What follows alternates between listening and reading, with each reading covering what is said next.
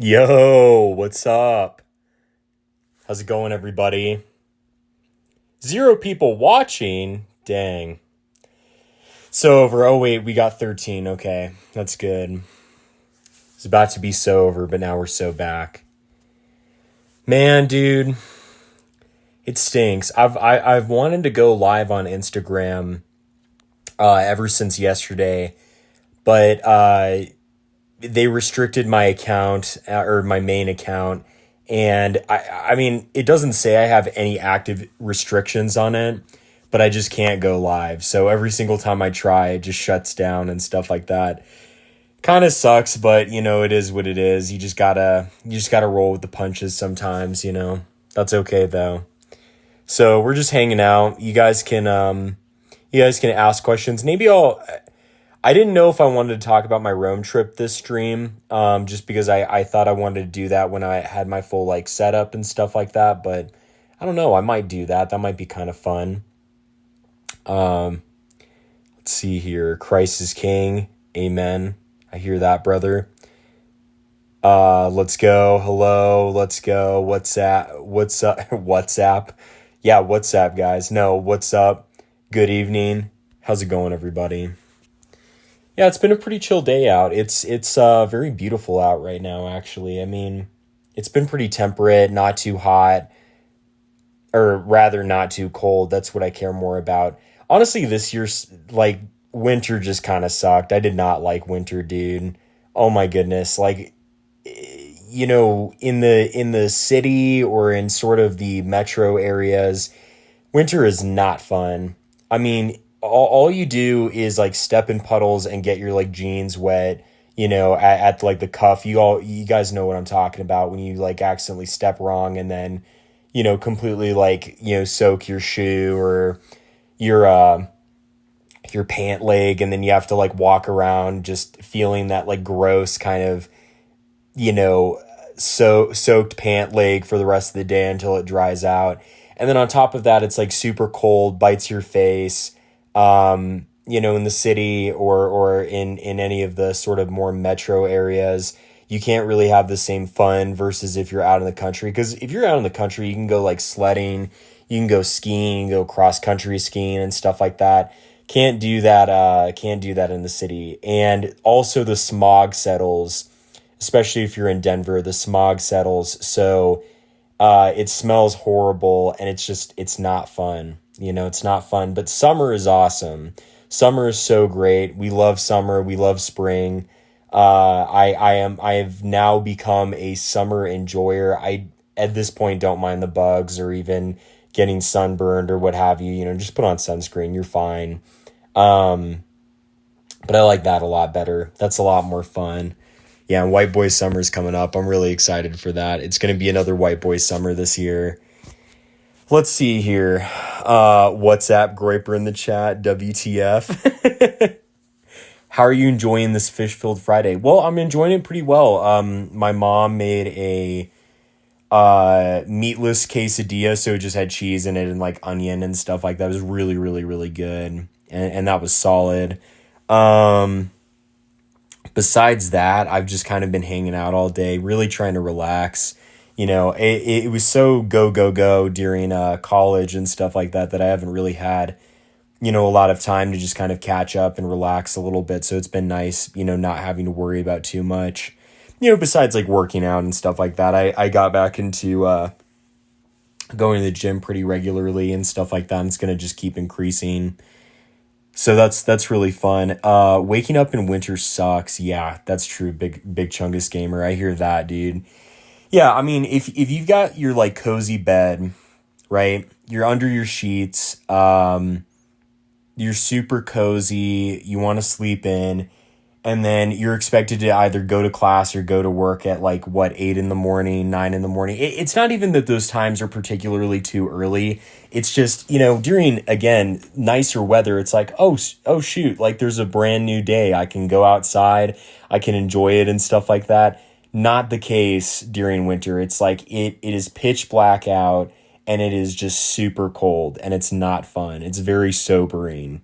But I guess if you want to kind of go Joy Division mode. You want to be like dark and gloomy and brooding. It's pretty good weather for that.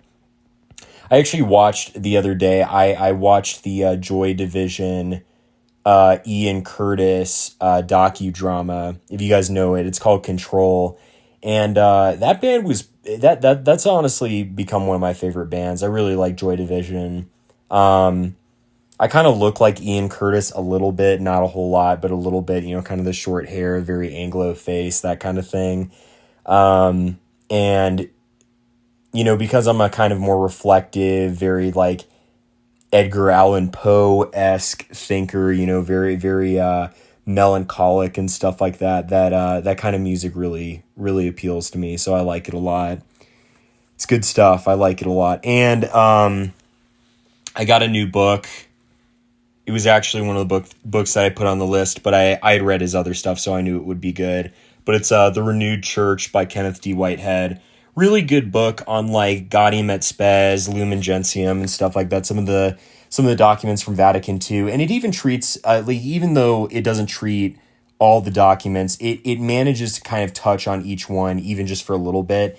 And he's such a great historian. I mean, he has done so much for the faith and stuff like that. He actually wrote one of my favorite Catholic history books called One Holy Catholic and Apostolic, and does a really good job going through, kind of the history of the church, showing what the early church was like, showing actually like papal supremacy and stuff like that, especially in the early church. I was really shocked to see like all the like proofs he put forward and stuff like that. Really solid stuff. And it's just a good treatment of like early church history if you need one. It's a pretty dense volume, but I love it. Deutero Comical said, please pray for two young families who left my parish and have become Sedevacantists. Also, any advice on reaching out to them? Yeah, I know. I mean, definitely everyone definitely please pray for those two families. That's awful. We should keep them in our prayers. The biggest thing that I would try to say to them is, try speaking with them if you can. Right? If you can try having a dialogue with them, I would definitely do that. If they are in kind of that emotionally vulnerable state where they're not really willing to have a dialogue, they're not really willing to talk, at that point, all you can really do for anybody, and this isn't just for their situation, it's really for anybody, all you can do is pray for people in that position, because, you're not really, generally speaking, going to change their mind a whole lot. Just through mere words, but only God's healing hand through his grace will be able to really change their hearts and change their position. If they are open to a dialogue. So if they're not, of course, pray. That's the biggest thing. And if they are, continue to pray too. Prayer is the constant theme, no matter what situation we find ourselves in. But the second thing I would say for dialogue really would be, try to not get bogged down in semantics with Sedevacantists, because that's what Sedevacantists like to do. So I actually take sort of a different debate approach when I'm debating Sedevacantists. It's different if we're debating like a specific issue, like me and Peter Diamond, for instance, back in the lifespan of this whole channel and stuff like that. Gosh, that must have been like 2 years ago or something. We debated baptism of desire and the idea of like invincible ignorance, right? And, for that topic, we had to go deep on that subject because that's what we were debating. But if you're just sort of talking about overall Sedevacantism, you have to sort of start with almost presuppositional approaches like, okay, we know that the church is indefectible, otherwise it's not the church, right? We know that Peter will have unfailing faith and he'll have perpetual successors. And this is something that like literally all the fathers touch on, all the fathers touch on. This is something that like a lot of the theologians touch on and stuff like that. One of the biggest that come to mind is Cardinal Franzelin, right? Cardinal Franzelin demolishes Sedevacantism, to be completely honest. And really with that perpetual succession, right? That perpetual, having those perpetual successors of St. Peter, what we understand is that it's not logical that the chair of St. Peter would be empty and that the entire church would follow an anti-pope, because that would completely deny the visibility of the church, right? Not to mention also its indefectibility, because if you have most Catholics who've just been misled into error, well, then it's like you're saying that Jesus has failed the church, which is not the case at all. And you've also obscured the visibility of Catholics to an extremely small group. And Sedevacantists fracture into multiple small groups. I mean, you'll get like the SSPV that I think they're more like Sede privationists. Like they don't really know. They don't really make a declarative statement on whether someone is a successor of St. Peter or not. They're almost kind of agnostic to that question. You get people like the CMRI that say, full Sedevacantism, no pope since Pius XII. And then, of course, you get like the Daimonites and stuff like that. But even within those groups, there's constant fracturing because, one or the other will accuse each other of modernism. They'll have different ways of interpreting different magisterial statements and documents. I even remember guys like Father Cicada. He was famous for, touting obedience, right? Touting obedience. And he would point, and rightfully so, he did point out the inconsistencies with the Society of St. Pius X and their view of obedience. But he failed miserably when he, I think, refused to do the Reformed Holy Week that had been reformed under Pius XII. And he didn't really have any justification for like his disobedience or not doing the liturgy as Pius XII ordered in that revision of Holy Week. He just was kind of like, oh, the 1955 is better in my mind. Okay, well, we don't really have an answer there, though, from what you've criticized other people on. So basically what I'm trying to say is you have to stick to the main arguments of it's illogical that the faith would ever depart in such a way from so many Catholics, and that the entire church would essentially be led into error and following an anti-pope. And again, Cardinal Franz Lynn talks about this in True or False Pope, and also said it, I think it's Contra Sedevacantism. And, it's like if you go off that, you've proven your case more than enough. So that's a fantastic question, though.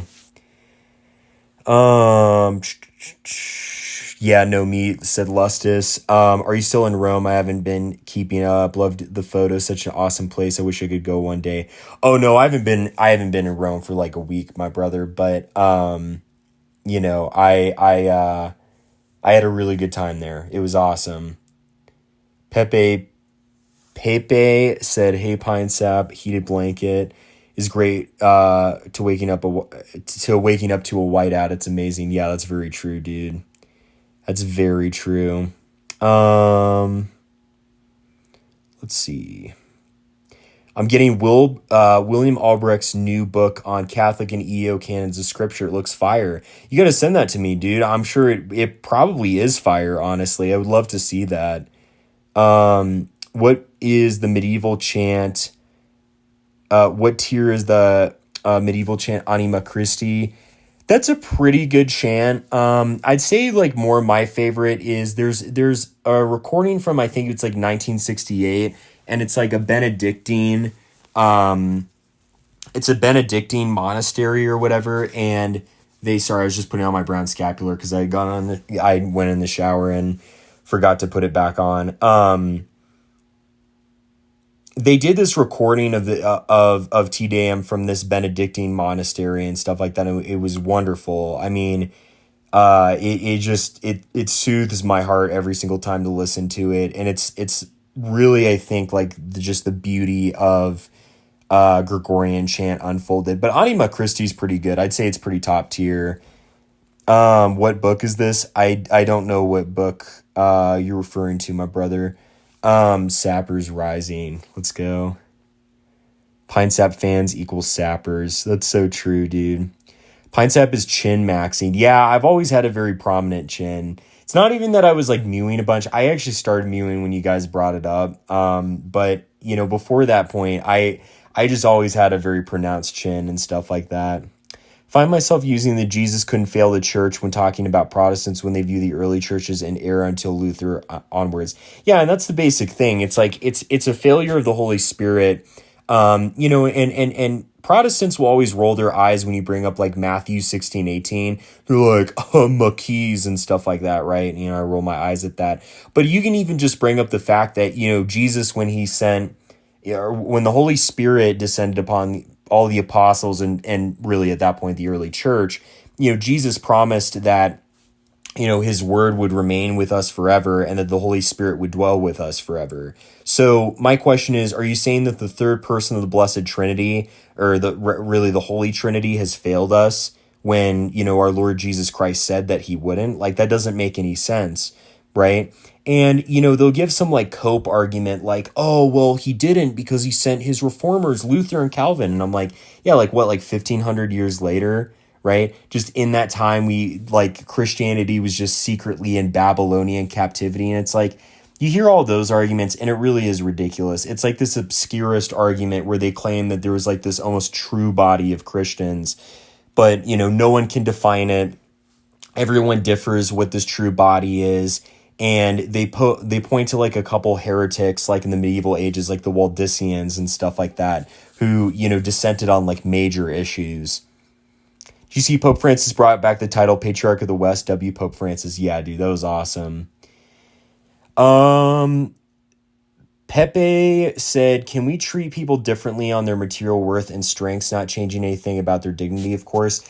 Try to treat every single person with the same dignity and respect. That's actually a classic advice from the saints that, really with humility, we shouldn't show any preference to certain people in terms of like helping them or giving aid. And that goes back to what, our Lord was talking about, really in educating us on like, praying for our neighbor and loving our neighbor, where, there's this idea that, even thieves, right, even wicked people provide for their own, even, evil people help their own friends out. But, we as Catholics, we as Christians, we have to go a step beyond and be willing to be helpful and loving and kind to every single person we encounter, irrespective of how we might feel towards them or what have you. Now, this doesn't mean bending over backwards and doing like self-destructive things, but what it does mean is, if I see someone hurt or I see someone in need, I'm not going to look at them and say, well, I don't like that person or that person's not my friend, so I'm not going to help them. It's, the call of the gospel tells us to help that person, Dwong said, I like to put your videos on in the background sometimes when I do chores. Let's go, dude. Yeah, that's what I like to do all the time. I do that with your videos, dude. I do that with like Beardson and stuff like that. Like if I'm a little bored or something, I'll just like put a Nick video on or like Beardson's streams on in like the background or something, or your streams, and I'll just like be doing something else. It's very soothing. It really is Catholicism or nothing. I spent years discerning what church to join, and Catholicism is the only complete church that makes sense as clearly in Scripture. Yes.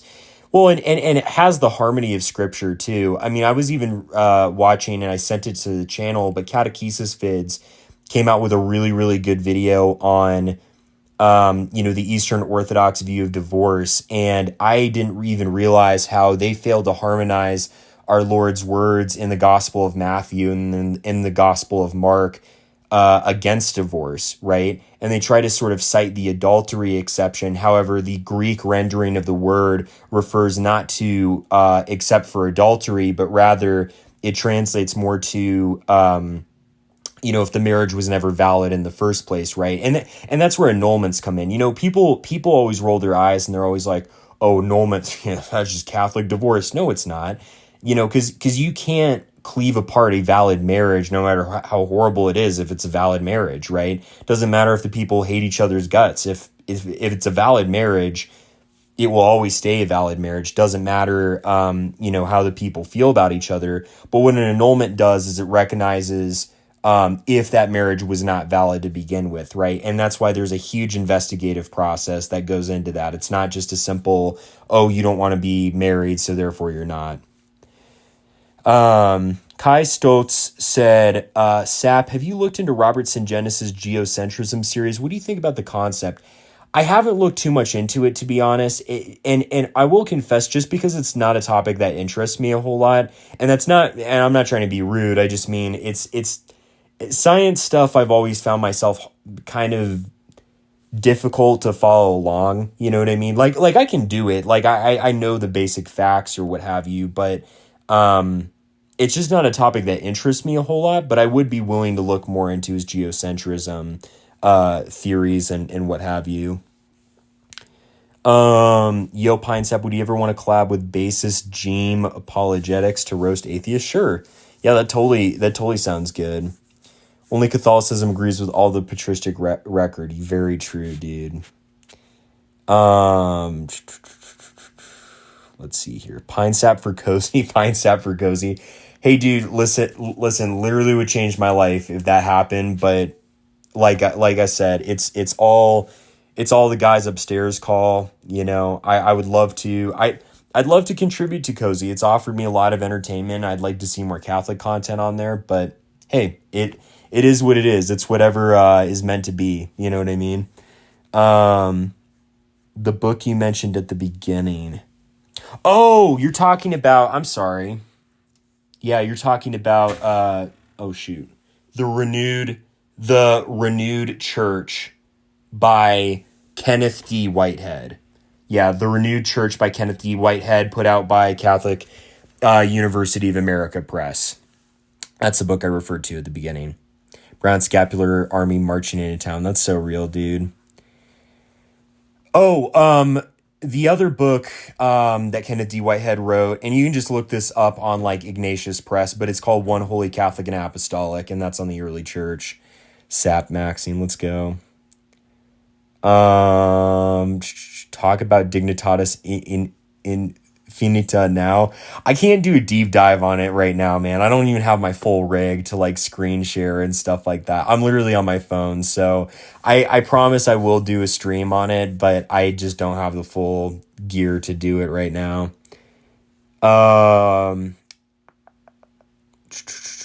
Praxwell said new poll on Catholicism released today. 61% of U.S. Catholics. Okay, so I'm gonna finish what you're gonna say, but I am gonna get on to that a little bit.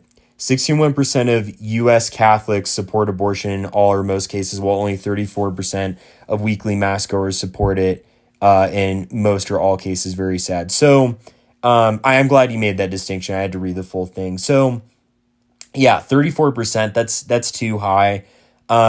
I would question, though, how many of those people really live out their faith, you know, because it's like going to mass every single Sunday is the basic requirement of being Catholic.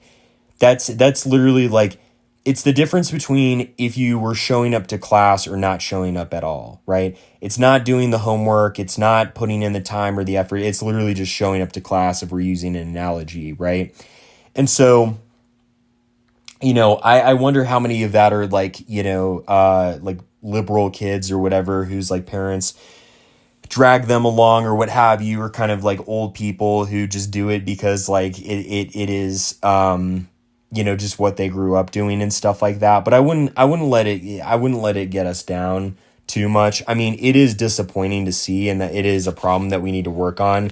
But I don't think people should be blackpilled or something like that. Because here's what you have to understand. People like that are also leaving the church. Like, they're not sticking around. They're not staying. They're either like super old and decrepit, and yeah, I don't mean to be morbid, but they're like literally dying out, right? Just of old age. Or it's like, I mean, if they're young people, they just leave, or they revert and you know, get rid of their liberal opinions. So it's like, it's really over for people like that who are dissenters. They just don't have a future. Laffy sent $5. Let me see. Man, it's not appearing on my thing to see what you said, buddy. I'm sorry. I appreciate it. If anyone else wants to send in donations, please feel free to. I really appreciate it, but you don't have to, of course. I'm trying to see though how I can pull this up. Unless you didn't have a message on it. But if you did have a message on it, it'll probably come up in a minute. This thing's delayed a little bit. Let's see here. The New Advent article on Prejudice slash racism, etc. is good, but yeah, what is permissible is not always meritorious. Very true. Let's see here.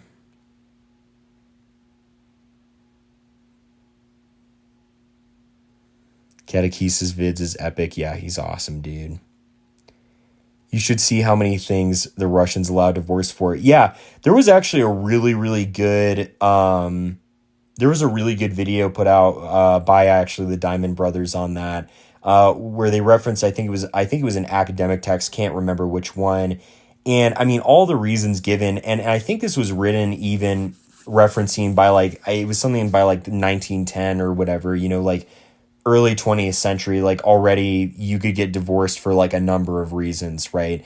And people will, try and cope and seethe and be like, but divorce isn't viewed as a good thing or whatever. Okay, well, that's literally what like an Anglican can say. I mean, it doesn't matter if you don't view it as a good thing, it's allowed in your churches. And I mean, the whole principle of economia that they have is absolutely ridiculous. I mean, imagine literally being a moral relativist who forsakes the holy doctrine of our Lord Jesus Christ to be pastoral. I mean, that's literally liberal, bro. Like that's a theological, that is a manifestation of theological liberalism right there.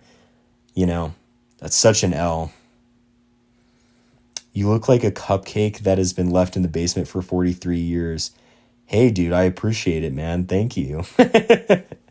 Let's see. Pine scam. No, dude, listen, Laffy. I'm trying to see why it's not appearing. All it shows is like the last donation or whatever is sorry, I turned the camera around. Is $3, but I don't know why is it not showing any message or whatever. It's probably gonna like load in a minute. I'll keep checking. Let's see here. Hey Pine Sap, how was Rome? It was good, man. Yeah, I could probably talk about that actually. I just wanted to read what else chat said. Can we get a talk about the odd IG Catholic H-man battle this week? I don't know of any battle that went on. The only two battles that I had known, someone named Pine Sap sent $3. Let's go. Another Pine Sap? I sent myself $3? That's crazy, dude. Let's see here. Yeah, the only two Instagram beefs or drama that I'm familiar with is literally what was going on with the whole simp thing. Which I still need to post another tweet about that just to make people angry, because I mean, honestly, like at this point, like I think someone even asked like, why are you dragging it out? Like, you guys get it, sorry, not post another tweet, post another thing on Instagram. I've said enough on Twitter or whatever about it, but like, people on Instagram are like, why are you dragging this out? Why are you continuing to talk about it? Honestly, it's just a troll at this point. I just think their reactions are super funny and how they get like hyper emotional at it. It really is so ridiculous. It's like they're very they're very effeminate, to say the least. I mean, all I hear is chitter about platitudes, about Mephirisy or what have you. That's it, right? That's the classic defense. And then on top of that too, the conversation that came up the other day was, kind of about like race and stuff like that. And, the only thing I had said was, I'm proud to be white. I love being white. This is my race. This is who I am and stuff like that. And, the amount of midwits on Instagram that freak out at that statement just amazes me. It amazes me how, they'll freak out at that statement and they'll take that as like a hateful statement, right? Literally in a statement like that, nothing bad is said, nothing hateful is said, anything like that.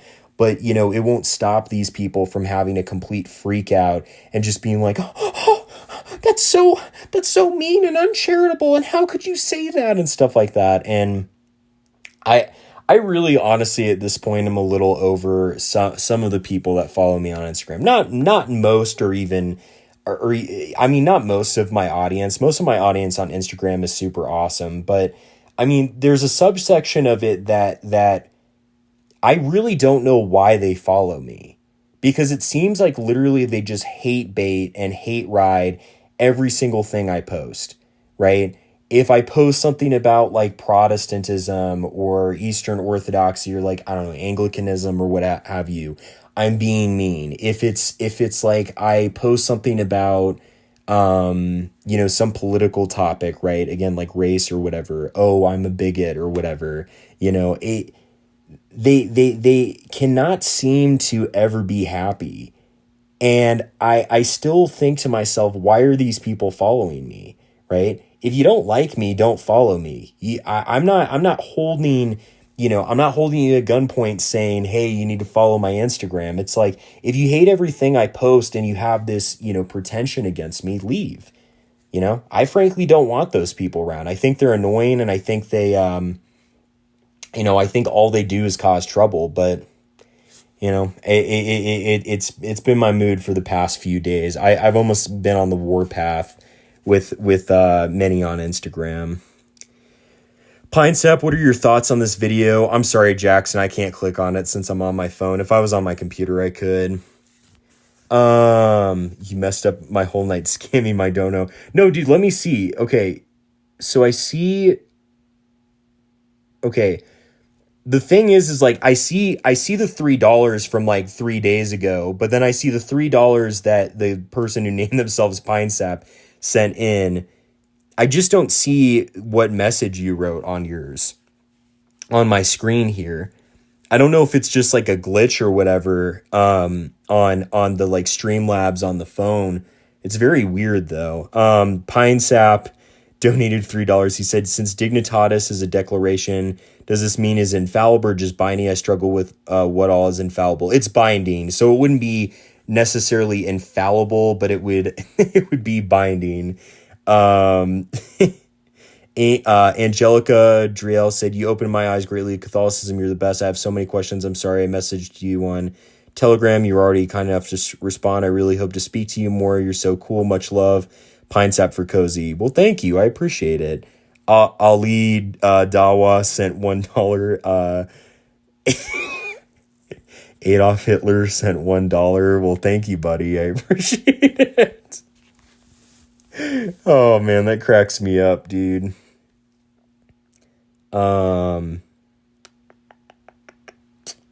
Let's see here. Huge problem with EO and so many Protestants is they fundamental disagreements on topics that have salvific implications. Very true, my brother. Very true. 2 PineSap streams in 1 week. I might OD on content. That's good. Shammy's Crusade was going off about NatSoc and stuff like that. Okay, well, hold up. I just need to get my water. We can talk about that.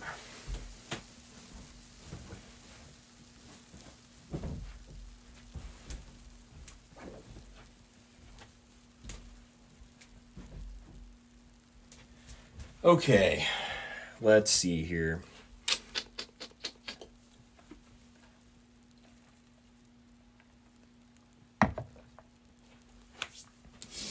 Oh, man. All right. So let's see here. So the whole NatSoc thing. I was just seeing what else chat was saying. Dang, dog, I'll unfollow you. Laffy, don't unfollow me on Insta, bro. I love you, dude. You're awesome. I love you. You're a great guy. I don't want you to unfollow me. I want these other freaks to unfollow me, dude. They're weird. They're like effeminate men who I can't stand.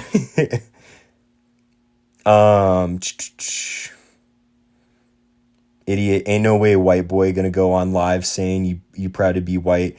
Go to any hood and say you're gonna get your butt jumped for real. Let's keep it real. I'm gonna say it anywhere I want. How about that?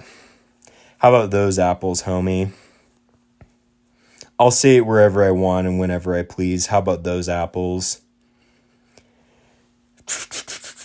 Let's see. Alpha Q, peace be upon you. Fan from Instagram, didn't know you had a YouTube first time stream viewer. Well, thank you, buddy. I appreciate it. Nigerians and Ethiopians are black. Not the same ethnic groups though. That's true. Yeah. Pine sap money laundering by sending himself donos. I guess, man. I don't know. Let's see here. I noticed the left's paranoia about incelism might be onto something. The rise of men who are not fornicating could be a huge W. Well, yeah, that's true. Because, I mean, the biggest thing is the effect that lust has on a man's mind is it distracts him from what's important, right? And if a man's not engaged in that, then he's focused on the things that matter. I mean, this is like, I believe it was, can't remember if it was Mozart or, oh my goodness, the guy who discovered gravity, or not discovered gravity, but you know what I mean? Isaac Newton, right?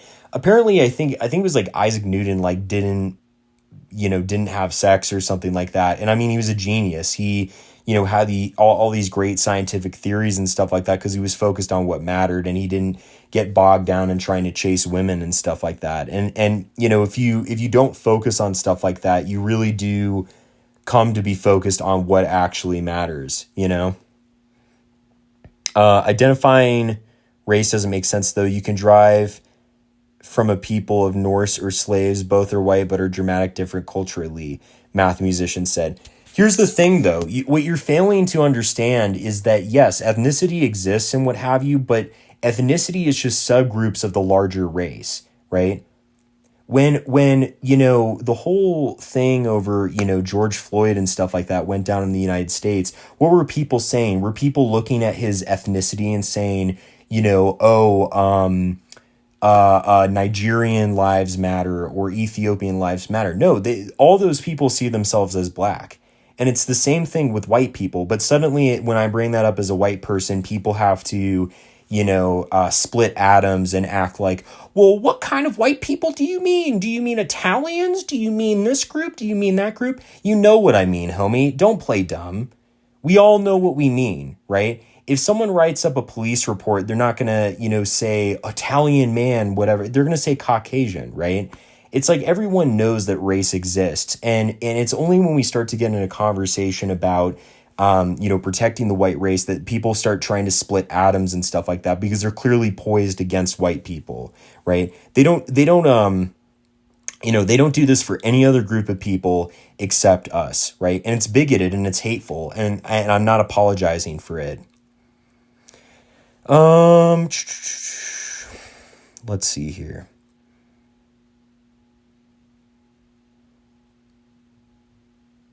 Too generic. Yeah, no, you don't know what you're talking about. Bluntly put, big guy. Hate to put it to you bluntly, but you don't know what you're talking about. Oh yeah. So that whole thing, I had seen some of Shammy's posts. The biggest thing is what I would say is, when this conversation comes up, it is true that, National Socialism and stuff like that isn't really reconcilable with Catholicism. I mean, clearly the magisterium, I mean, what is it like isn't it like the 30 points or the 50 points? I can't remember off the top of my head. I'm sorry, guys.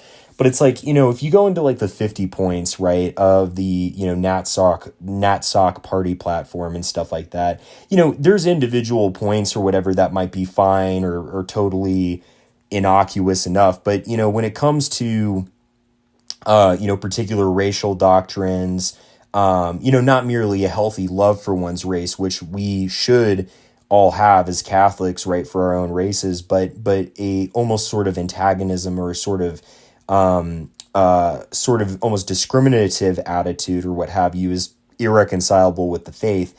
And not to mention too, the Nazis didn't really have a stable relationship with the church. I mean, I always go back to what this, he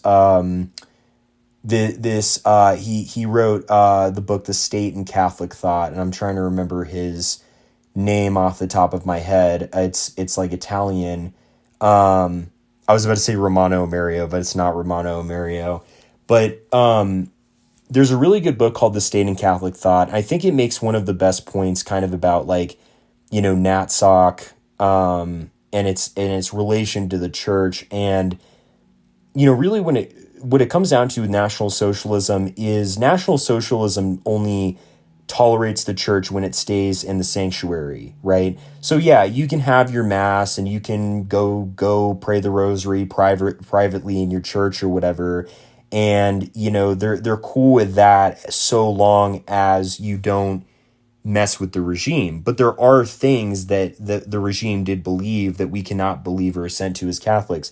Eugenics, the blood purity laws and stuff like that. Those are things we can't support as Catholics. And so because of that, it is true that ideology is irreconcilable with Catholicism. Now, that being said, my other problem on the other side, right? So I have dealt with Wignats and stuff like that before who act like, you can be a National Socialist and be Catholic. That's not really the case, right? You can't.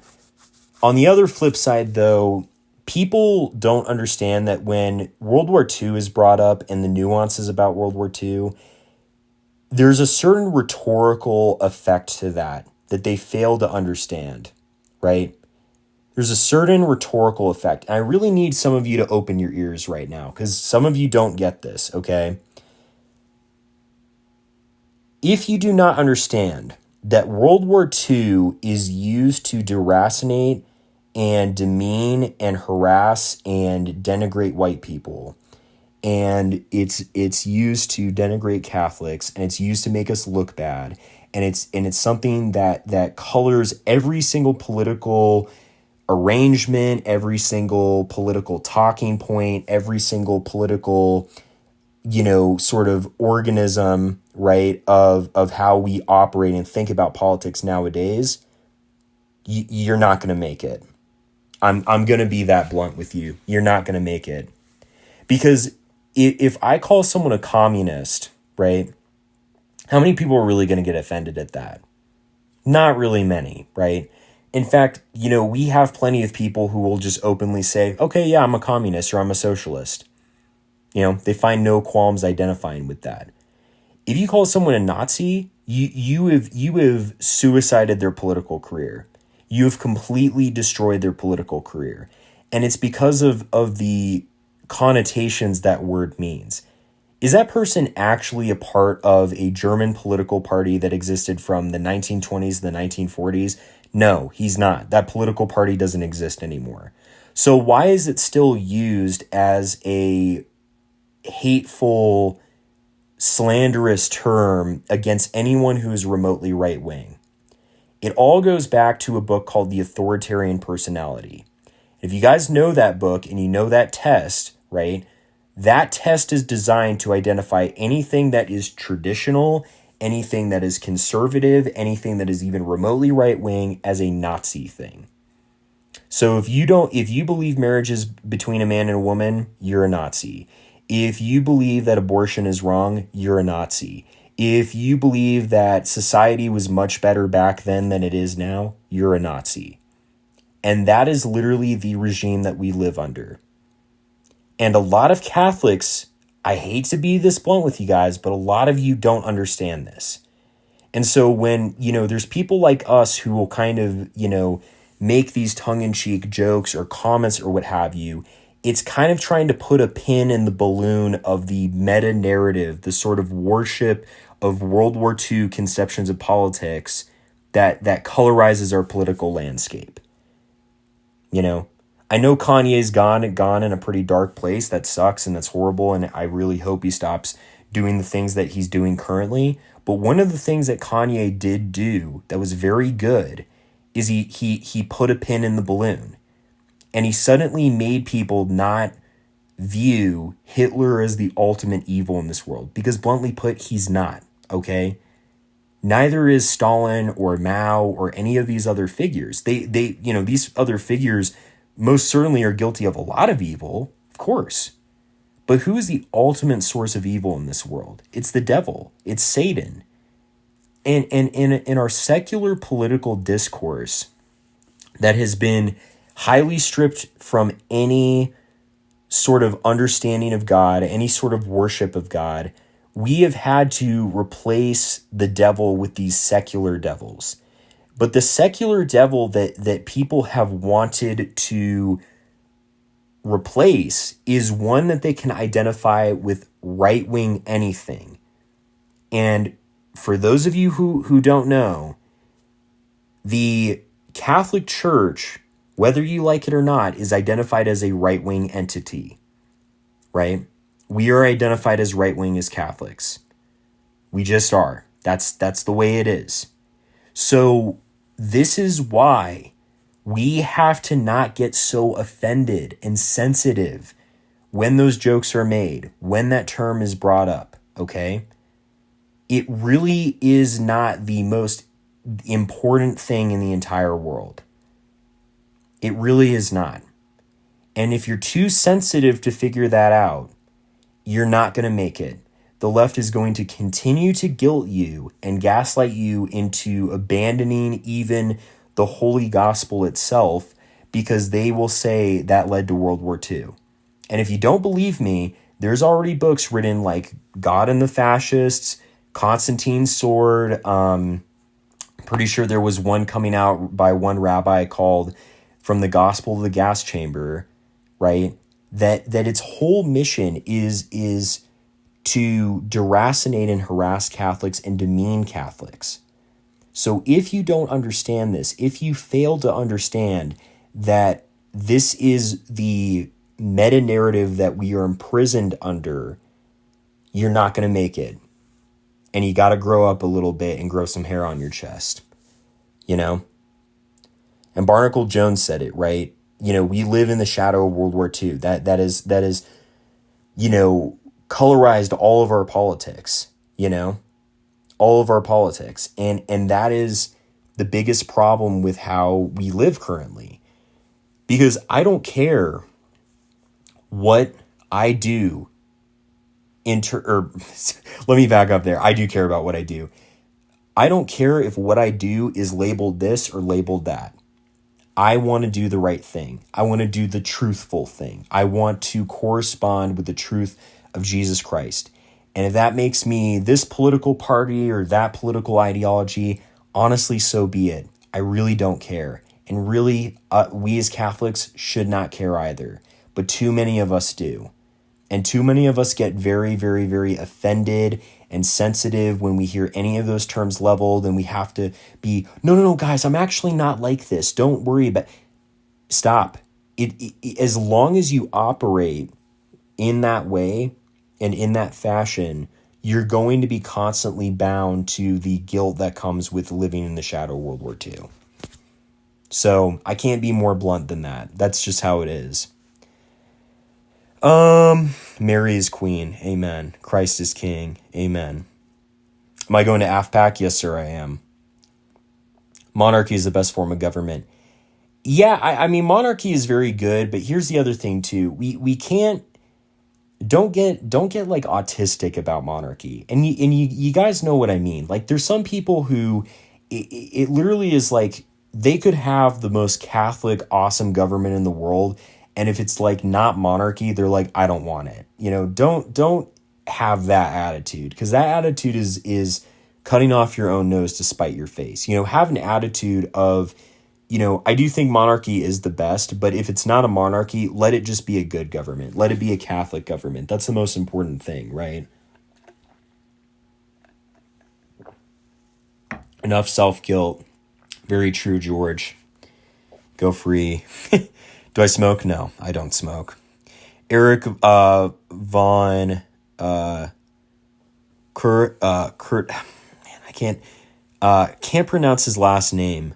Ledin helped me get out of my Natsock infatuation 10 years ago. Well, that's awesome, man. That's very good.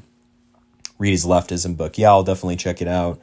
Too late, I'm already autistic about it. Yeah, well, here's the thing. What I mean is, like, it's not that monarchy is bad. Monarchy is very, very good, and you should study it, but, like, I mean, let's be honest. How many Discord servers do we know where people are like, we're the Nationalist Monarch Party of America, guys, and we've got 10 members that are below the age of 18. It's like a bunch of like high school and middle school people or like early college kids who like are like, we're the Monarchy Party of America and we're gonna change everything. I'm like, dog, you can't even like. You're not even elected to the school, like the school's government, let alone, making political change. Like, slow your roll a little bit, just don't be LARPy about it. That's the biggest thing I say. It's like incorporate that thought into higher level thinking that is an actionable item in the current political situation that we find ourselves in.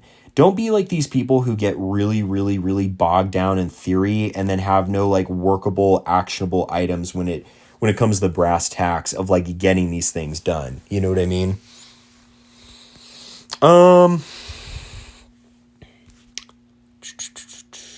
Let's see here. Bruh, monarchy goes against the tenets of Catholic social teaching. That's not even true. Reddit monarchists in the 21st century be like, you think this thing is good? Well, actually, it sucks because it has to do with the post-1880s government. Yeah, that's so true, dude. And it's like, I became very disillusioned with people like that because they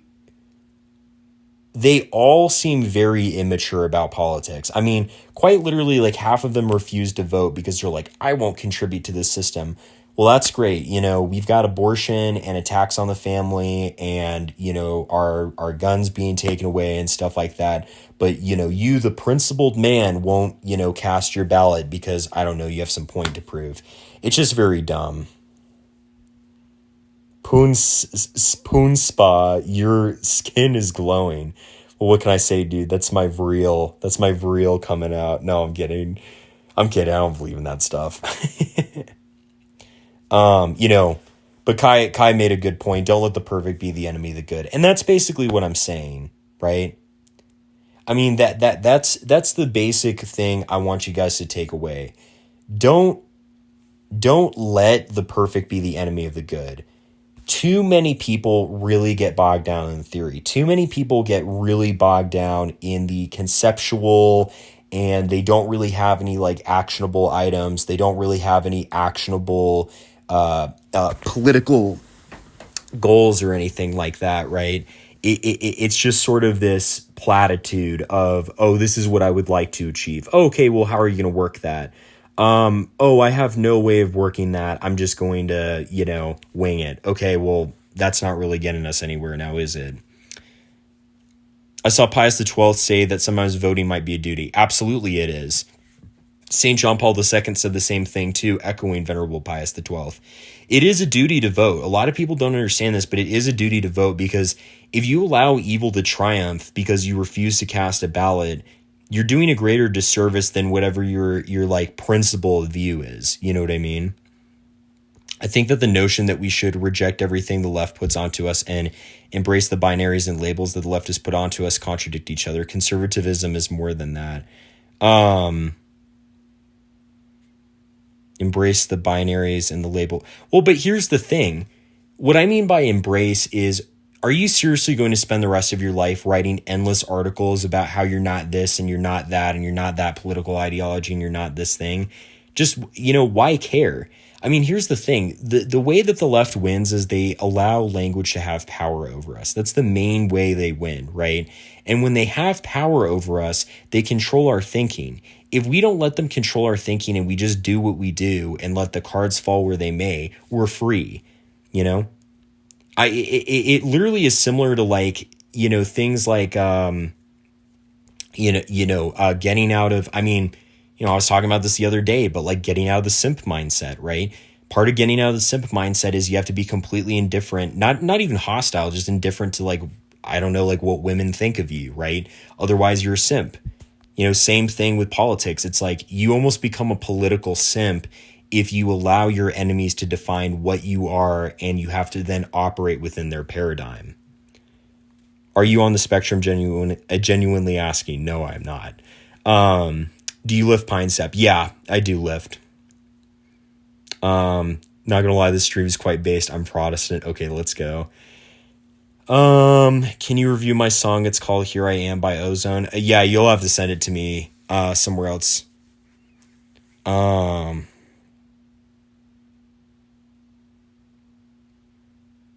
Hear me out, guys. A monarch emerges out of warfare historically and seeks political support from the Vatican in our cases, purely based on pragmatic, earthly, geo-economic interests. Only Christ is king. Okay, that is a very scuffed dichotomy that you've just made there. The problem with what you have just created is you don't think that the democracies we live under don't establish perpetual war. I mean, Scrooge, where have you been, dude? Where have you been for like the past, 60 years? Vietnam, Iraq, Desert Storm, the war in Afghanistan. I mean, the military industrial complex literally feeds off democracy and the West, right? This is why, the British Prime Minister, I'm trying to remember his name, in the early 2000s and stuff like that, could commit war crimes and peacefully exit office. Or why, George W. Bush could get us involved in a war where thousands of Americans died. There were no WMDs, but hey, it's okay because we just voted out the next guy. This is this is the thing that people fail to understand. Like and this is kind of what does piss me off about like the democracy shills is they think that democracy is just this perfect little system where like nobody gets hurt or whatever, when we literally have like, the FBI and CIA constantly taking down other governments, constantly, poisoning us, killing people who leak any information, starting wars that then we have to clean up and that our own people then have to die in over absolutely nothing. Give me a break, dude. Monarchs did nothing close to that, right? Yes, you had wars, but they weren't wars that were perpetual. You didn't have wars that lasted 60 years. You didn't have wars where we were just sinking armaments over and over and over again. I mean, like, for instance, Ukraine's not going to win the war against Russia. They're literally just using Ukraine as like a stockpile right now to just, essentially lead to as many people's death as possible, right? And already, thanks to the efforts of the United States of America, it's something like, I think the statistics I read is like 40% of Ukrainians our age are dead, right? So that's democracy for you, When's the next call-in stream? I can do one probably soon. Let's see here.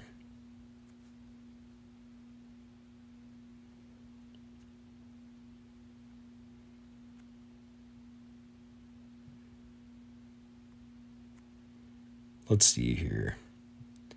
Chat blown up. Logos triumphant streams give me autism vibes every second. Very true, dude. Very true. Tony Blair, thank you. Yeah, Tony Blair. That's right. Spangler said world peace can only be maintained through war. I wouldn't completely agree with Spangler. I think Spangler was pretty pessimistic, and I don't think his pessimism is always necessarily a Catholic position. But what I will say is that, I mean, people want, again, the perfect to be the enemy of the good, right? And so if something's not perfect, we just have to completely disavow and throw it under the bus. And we as Catholics are not into utopias. We're into making good societies, but we're not into making perfect societies because we understand that the only perfect society that exists is the kingdom of heaven. Let's see. DJ Rush said, for my people, black people, I'm glad I don't care what they think. I'm a black conservative. I'm the only one in my family I don't see what vote Democrat has done for us in 60 years. Let's go, DJ Rush. It's good to have you here, brother. Yeah, I mean, the black vote for Democrats has been completely detrimental to black people in America. I mean, they've just allowed crime to flourish in y'all's communities and stuff like that. They've led to, business not flourishing and, created sort of this almost perpetual impoverishment and stuff like that. That's very, very sad to see. For all his faults, I don't like him overall, but I mean, Malcolm X was speaking facts when he was talking about how, like white liberals and stuff like that basically lead to the perpetual, just detriment of black people in America because they essentially enshrine policies that just, keep black people behind. You know what I mean? So it's good to have you here, bro. Hey, if you can tell your mom you love her, please do. My mom died from a heart attack last week and I never got to say goodbye. Dude, Nolan, I'm so sorry, man. That's horrible. I please everyone pray for Nolan Chambers. I'm sorry, dude. That made me really sad to hear. I will totally pray for your mom, dude. And I will tell my mom I love her. I do tell my mom every single day that I love her. I tell my mom and my dad every single day that I love them. But yes, you were absolutely right. I'm really sorry that you had to go through that, dude. You're the last person that deserves that. Please, everyone, pray for Nolan Chambers and for his mom. Nobody deserves that. And nothing's more precious than your parents, right? I mean, my mom and my dad are the life of my light, or life of my light, the light of my life, man. I couldn't imagine what I would do without them. So please, everyone, please, everyone, pray for Nolan Chambers if you can.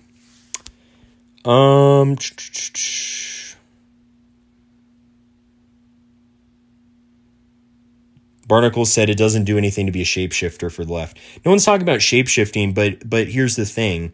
If they say, okay, well, opposing abortion's a Nazi position. Okay, whatever. I don't care. Like, I'm going to do what's right. And, if people want to call me this or call me that so be it. I really don't care anymore. You have to not care, dude. If you care about what they think of you, you've already lost, right?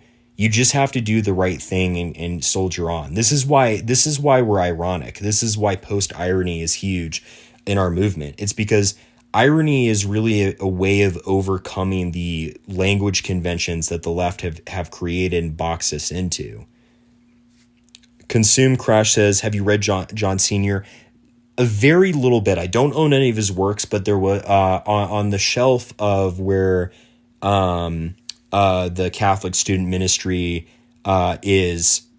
They had his work, I think, The Death of Christian Culture, if I'm not mistaken. I was reading a little bit of his work. He was a very intelligent man, very, very good Catholic political writer. Democracy is when you outsource violence. In historical monarchical systems, the kings had skin in the game. Very true. So they couldn't afford to just play around and stuff like that. Monarchs would be overthrown or conquered if they abused or demoralized the people. Very true. Makes sense. Very true. I stand corrected. But when all is said and done, only Christ is king. Absolutely. I would agree with that, my brother. Christ is king. Pine Sap. Pine Sap said $3. I'm you from the future. I found out I am autistic, but that is okay. I build Lego towers. Let's go. Thanks, me from the future. I appreciate that. 100 Years War was intermittent. No, but here's the thing. The 100 Years War was only because they didn't sign the treaty. It wasn't that they were literally waging constant war for 100 years. It was only that they hadn't signed the treaty for 100 years, right?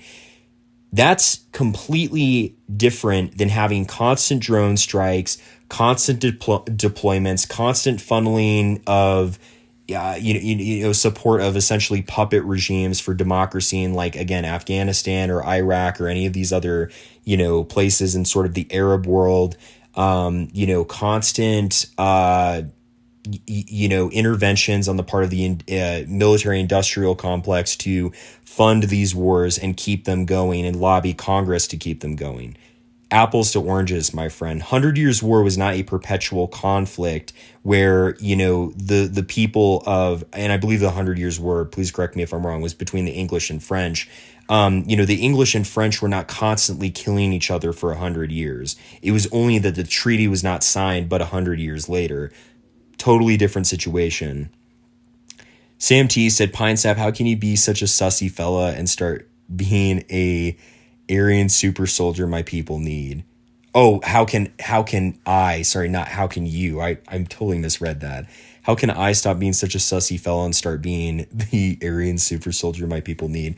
Well, I mean, if you want to, if you're looking for actual advice to, better yourself and stuff like that, I mean, it sounds cliche, but the basic thing is, every single day, make sure that you put prayer first. And that might mean you have to limit other things in your life. Like, you might have to make a rule, okay, until I pray my rosary, I'm not going to check my phone. Or until I, you know, essentially do an hour of prayer. I'm not going to play any video games or what have you. So you need to make limits on yourself in order to adopt wonderful prayer habits and enter into mental prayer with God. Mental prayer is when we converse with God and we meditate on Holy Scripture and we listen to God's voice. So practice mental prayer and pray at least a holy hour every single day, right?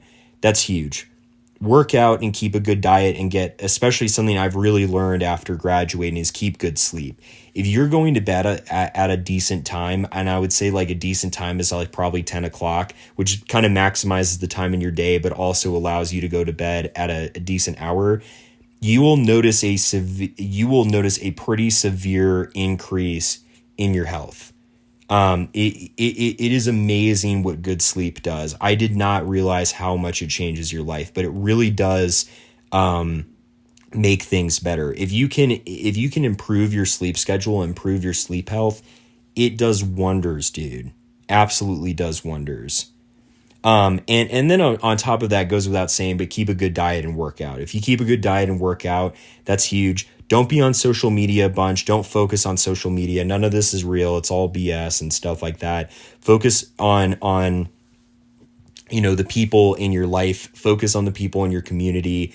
Focus on fostering those relationships, because those are the relationships that are real, not BS Discord groups or Instagram group chats or what have you. It's not that the people in those group chats or whatever don't matter or whatever, but you need to focus on really who matters in your life. And that's your mom and your dad and your friends and your family. And, even see about getting involved in like some clubs and stuff like that. Getting involved in your parish, getting involved in your local community and stuff like that is huge. If you can do that, you will be the man of God that God wants you to be, Should get a phone holder, like a bendable arm that you can clip on your bed frame. Yeah, but I don't know. I like my bed frame how as it is. Everyone's saying hi in the chat, bro.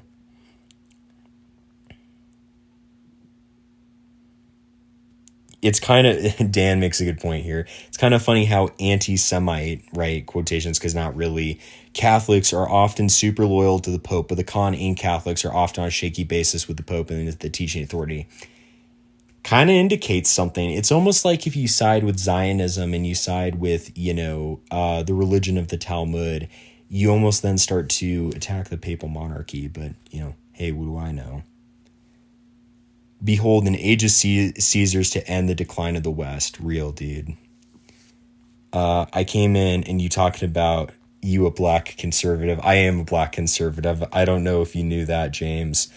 I'm actually a black conservative. I've been a black conservative for a long time. Let's see. Local card shows said, Pinesap, are you the only Catholic in your immediate family? Yes, sir, I am. Yes, sir, I sure am. Possible sorrowful mysteries rosary, or am I being audacious? Probably not tonight. But I could definitely see about doing rosary streams in the future. Let's see. I got diagnosed with cancer, Jonathan. Oh, dude, that's horrible. I'll pray for you, okay? I'm sorry to hear that, dude. That really is awful. I wouldn't wish that on my worst enemy. Nolan's mom made a great son. That's real, dude. Yeah, you just say, I don't care, not, 6 million cookies. Well, whatever, man. You just gotta, you gotta really sort of overcome their slander, That's all I can say. You gotta just overcome their slander and not care. You gotta be indifferent to it. Do these liberals know that Margaret Sanger, Mother Planned Parenthood, had to say about black people? No, they really don't, because they don't do any research, of course. Why is the left so effective at name calling? Because we've allowed them to have power over us. That's the real reason. If they didn't have any power over us, they really would not be so effective. But because we get too offended at our own sensibilities, right, when they call us stuff, it allows them to have more power over us than, what they really should. I agree. Irony is very self-destructive and cynical. Most sarcastic people don't take themselves seriously. Yes and no. I mean, you do need a certain, especially with how politics is nowadays, you do need a certain level of irony, because irony can also serve to be a very good means of criticizing those who are not being sincere enough with you to engage with them on a sincere basis, right?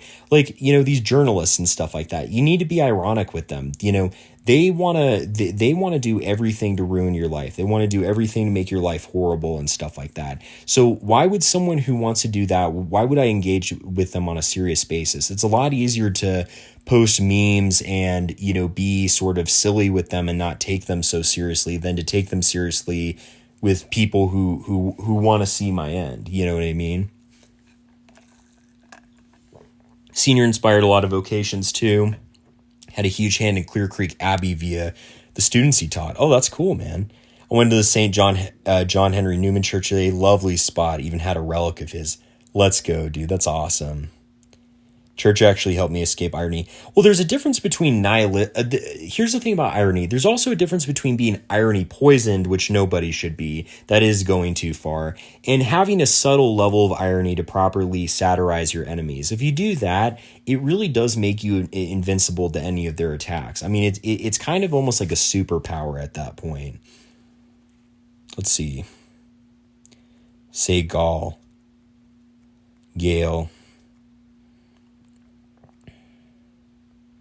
What do you do when people blaspheme and make jokes about God around you knowing you're Catholic? I usually try to remove myself from the situation, but I feel like I should defend my faith. You should.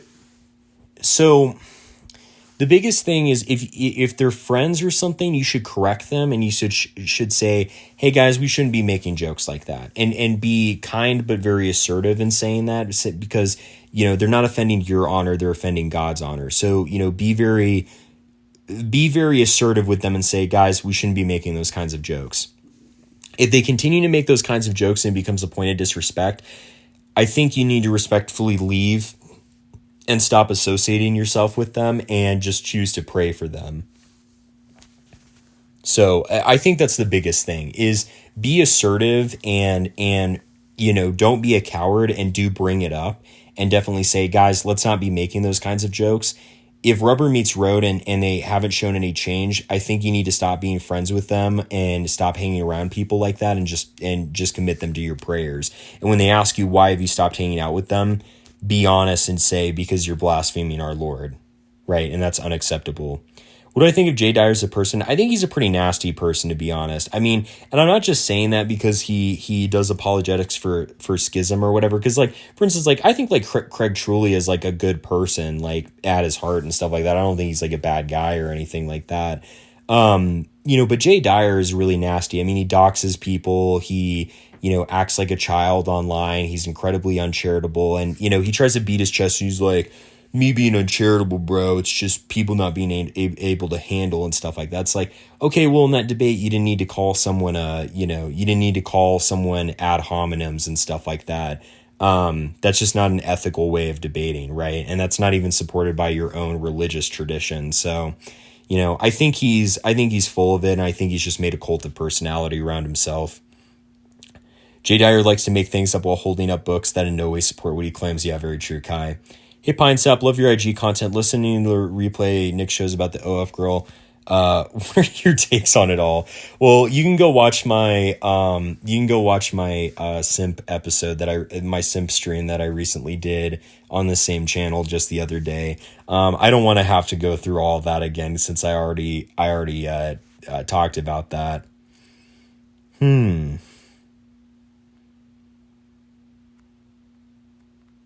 Let's see. Evan David's trying to get me to say bad names.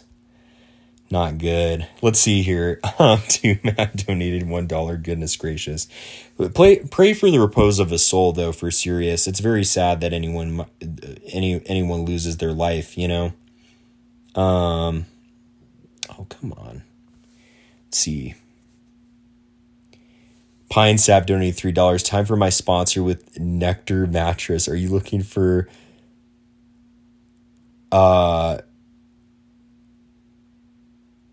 what?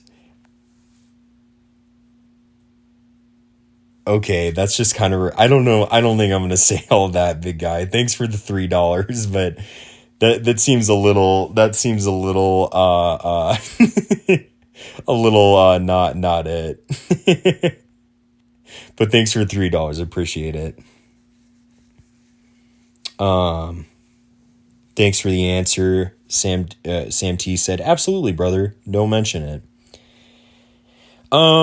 Is clerical fascism allowed since pure fascism is state-altry? Yeah, because, I mean, oftentimes what's called clerical fascism is really just a Catholic government. I mean, it's kind of a pejorative that doesn't really have any actual content to it.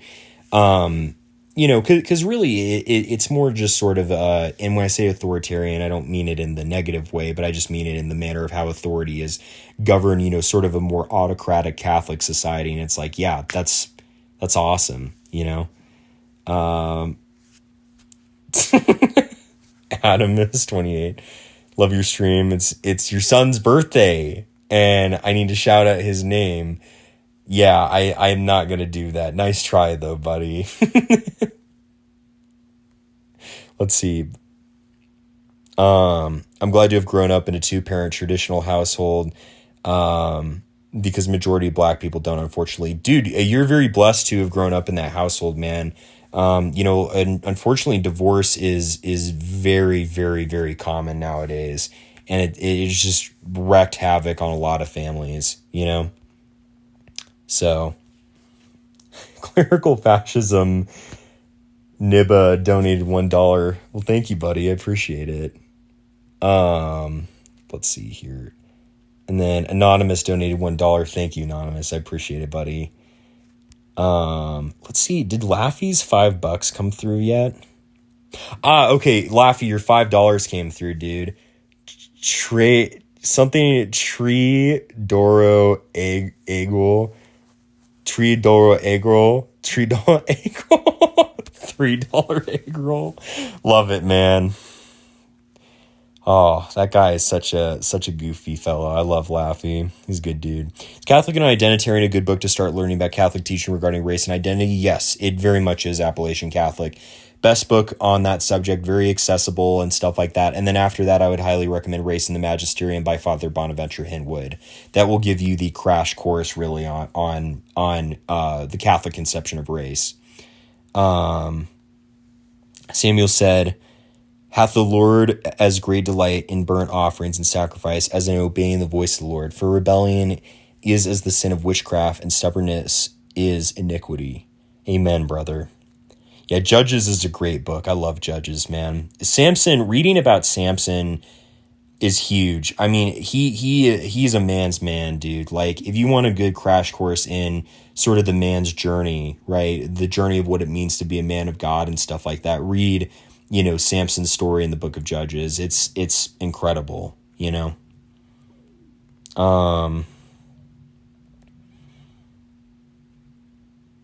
There's so many people, like, I feel like half these are just like bot accounts saying like random random things. Oh, well. Do you see Astro's debate with Jay Dyer? Yeah, didn't he? Wait, Astro's, I'm trying to think. Is that Fanatic? Astro's is Fanatic Thomist, I'm pretty sure, right? I'm probably messing people up, but if Astros is Fanatic Thomist, yes, and he crushed him. Catechism on Bad Irony, 248, paragraph 2481. Boasting or bragging is an offense to truth. So is irony aimed at disparaging someone by maliciously caricaturing some aspect of his behavior. Absolutely, yes, and it is a sin if bad irony is employed. But there's also irony that's not bad irony that you can employ, of course. Have I ever heard of the Ray Peat diet? Yeah, I have heard of the Ray Peat diet. I haven't looked into it though a bunch. I was accepted in the Catholic Church a few weeks ago. Was row core for 12 years. Blessed be God, Kai. We're glad to have you, dude. That's awesome. Spexo recommended Julian Langella book. Yeah, it's great. I love you. Can you write my name on your wall? It's Jackson. I'm not gonna do that, big guy. Love you too, but Probably trolling me right now, but that's okay. How can I get rescued from being cold, warm, bitter, bad speaking?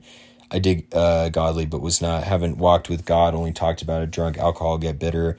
I want to be free of sins and go to him. Iris asks, well, the biggest thing is you have to remove the near occasions of sin in your life. If there's people who are, if there are people in your life who bring about that bad behavior and incentivize you to going and moving in that bad direction, you have to cut those people out of your life. You need to be praying every single day, and you need to be practicing mortification of the senses, meaning, you will need to, you will need to do small penances, and that can look different ways. You can fast from food, you can maybe fast from meals, you can, sort of go about, serving the homeless, right? Giving your time to the homeless, giving your time to those who are in need somehow, doing prison ministry. There's 100 different things you can do, but the basic thing is mortification of the senses, stripping away the passions that lead you towards sin, stripping away the near occasions of sin, and praying for an hour every single day.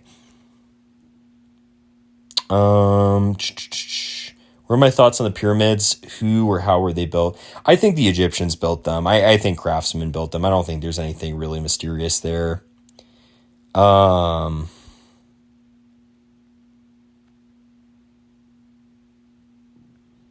Let's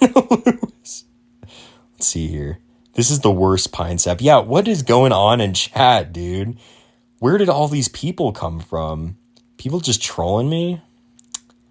Dang, man. Stay incel, bro, like Samson. Can't have femoids getting you down. That's very true, Bobs. Open Bobs. Let's see. Stephen Bennell II donated $1. Thank you. Oh, no, wait. I just read that. I'm sorry. PSAP CIA handler donated $1. Thank you, buddy. Appreciate it. Let's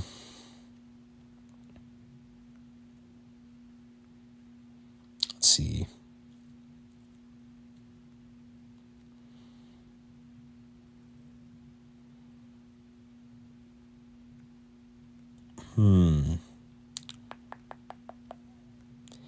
Dude, what is like the brain rot in chat? This is just horrible. I hate this. It's like just people texting random. I feel like half these people don't even speak English. I agree. Orthocopy is cope. So true, dude. May you say hi. Why does everyone want me to say hi, dude? I've already said hi. Because today is Saturday. Hearts, Israel. Why are there Israel flags in my chat? You guys know how I feel about that country. What's my opinion on a possible TikTok ban? I may feel bad for small businesses who depend on it, but not. So, yeah, it's kind of tough because the bill, could be used for like any app that the government deemed bad or whatever, and that could come to harm us. At the same time, though, I also do see the value in TikTok is very degenerate and stuff like that. And, any less of that would be good to not have on the internet. But of course, that's not the reason why they're banning it. They're banning it for all the wrong reasons. And so I think overall the ban is kind of negative. Let's see here. Paul, I'm not donating anything to this fool. F word won't even answer my question. Well, if you want to be that way, man, hey, you're the one watching, right? You're the one wasting your time. So good on ya. Pine Sap, I'm planning on joining the National Guard after high school. I believe the current state of the U.S. military is horrible. What are your thoughts on serving the state rather than the U.S.? To be honest, Jackson, I don't think you should join any military at all. I don't think you should join the National Guard. I don't think you should join the Army. I don't think you should join the Air Force. We really do live under the great Satan right now. I mean, the U.S. government is satanic. It does not work for the Catholic Church at all. And I would highly discourage any sort of military service right now with the way that the country is. They are going to do everything to try and harass and harangue you and, really, really try and ruin your life and make your life hell. There's no reason to enlist with the military at all. They are going to just try and persecute you every which way. So I would highly be against enlisting in the military. It's not a good move. Let's see. Greetings from Mass. You're not answering the questions. Why I said, yeah, because half these questions are stupid. It's just people like saying, like, say my name or something. Dude, I'm not saying your name. You can say it yourself. You're a big boy. You can do it. What do you think about the YouTube channel Miracles and Prophecies of St. John Bosco? I like his content. I love his content too, dude. His content's awesome. I love St. John Bosco. He's really improved his love. He's really improved my love for St. John Bosco, and I think he makes a lot of good content. I highly recommend his channel, man. Let's see. Chinese Prime Shap sent $1. Thank you, buddy. Let's see. Are the donations playing if someone sent in a message? I hope they are. If they're not, it's being silly. Can I come over later, Pine Sappa? I'm down at my other house, big guy. So I'm not at the main house. I'm gonna say my name. Well, go ahead, do it. No one's stopping you. Thought it was a good discussion question. Guess not. St. John Bosco is my confirmation saint, Saucy Games. Oh, that's great, dude. Yeah, St. John Bosco is a really good saint for young men because he taught, an all boys school and stuff like that. And, he didn't teach an all boys school. I'm trying to remember. Oh my goodness, I totally forgot. Didn't he run an all boys? Wasn't it an all boys orphanage, if I'm not mistaken? I think it was an all boys orphanage, but he was really integral in forming young men, and stuff like that. And so that's why he's a really good saint, for, young men to look up to and stuff like that. Cause he's really, he's really, solid, in giving a good example of what Catholic masculinity looks like. Let's see here. Also, do you follow any sports? I'm following the chess candidates tournament. No, to be honest, I'm not a sports guy. I like participating in sports, but I just don't really like playing them oh my goodness, I just said a contradictory thing. No, I like playing sports. I don't like watching sports a whole lot. I find it to be kind of a little boring, to be honest, but I do appreciate it. Like, I think sports are a positive thing for society overall. But I just personally haven't really found any interest in them. But I do love playing sports. I used to do competitive cross-country mountain bike racing in high school. And I still mountain bike. I actually mountain biked the other day. Thoughts on Helldivers 2? Oratory. Okay, the Oratory. Helldivers 2 looks pretty fun, actually. What are your thoughts on the tropical islands? I like tropical islands. I don't do well with humidity, but I think the tropics are pretty nice, I would say. Guys, do you ever feel like no scrupulosity and then all of a sudden you get hit with all the things you've done wrong and feel bad? Yeah, all the time, dude. Yeah, it's very hellish, like I'll be sitting there and then suddenly it's like everything hits me like a semi, right? But the biggest thing is I think to remember that, God loves you and God's on your side always, and he's not looking to put you down. He's not looking to see to it that you're destroyed, but that you're uplifted as his son. And I think trusting in him in that moment, even when everything feels turned to your back, is huge. So always trust in God, even when the guilt or the weight of your sins hits you like a freight train and you just feel scrupulosity come on. Built like every cartoon bully. I'm built like every cartoon bully? Oh, dude, that's sweet. Thank you. Do you use any breviaries to pray? Any favorites? I don't think I own any, if I'm not, oh no, wait, I'm sorry. I do, gosh, I'm trying to think. Do I own any breviaries? I don't think I do, actually.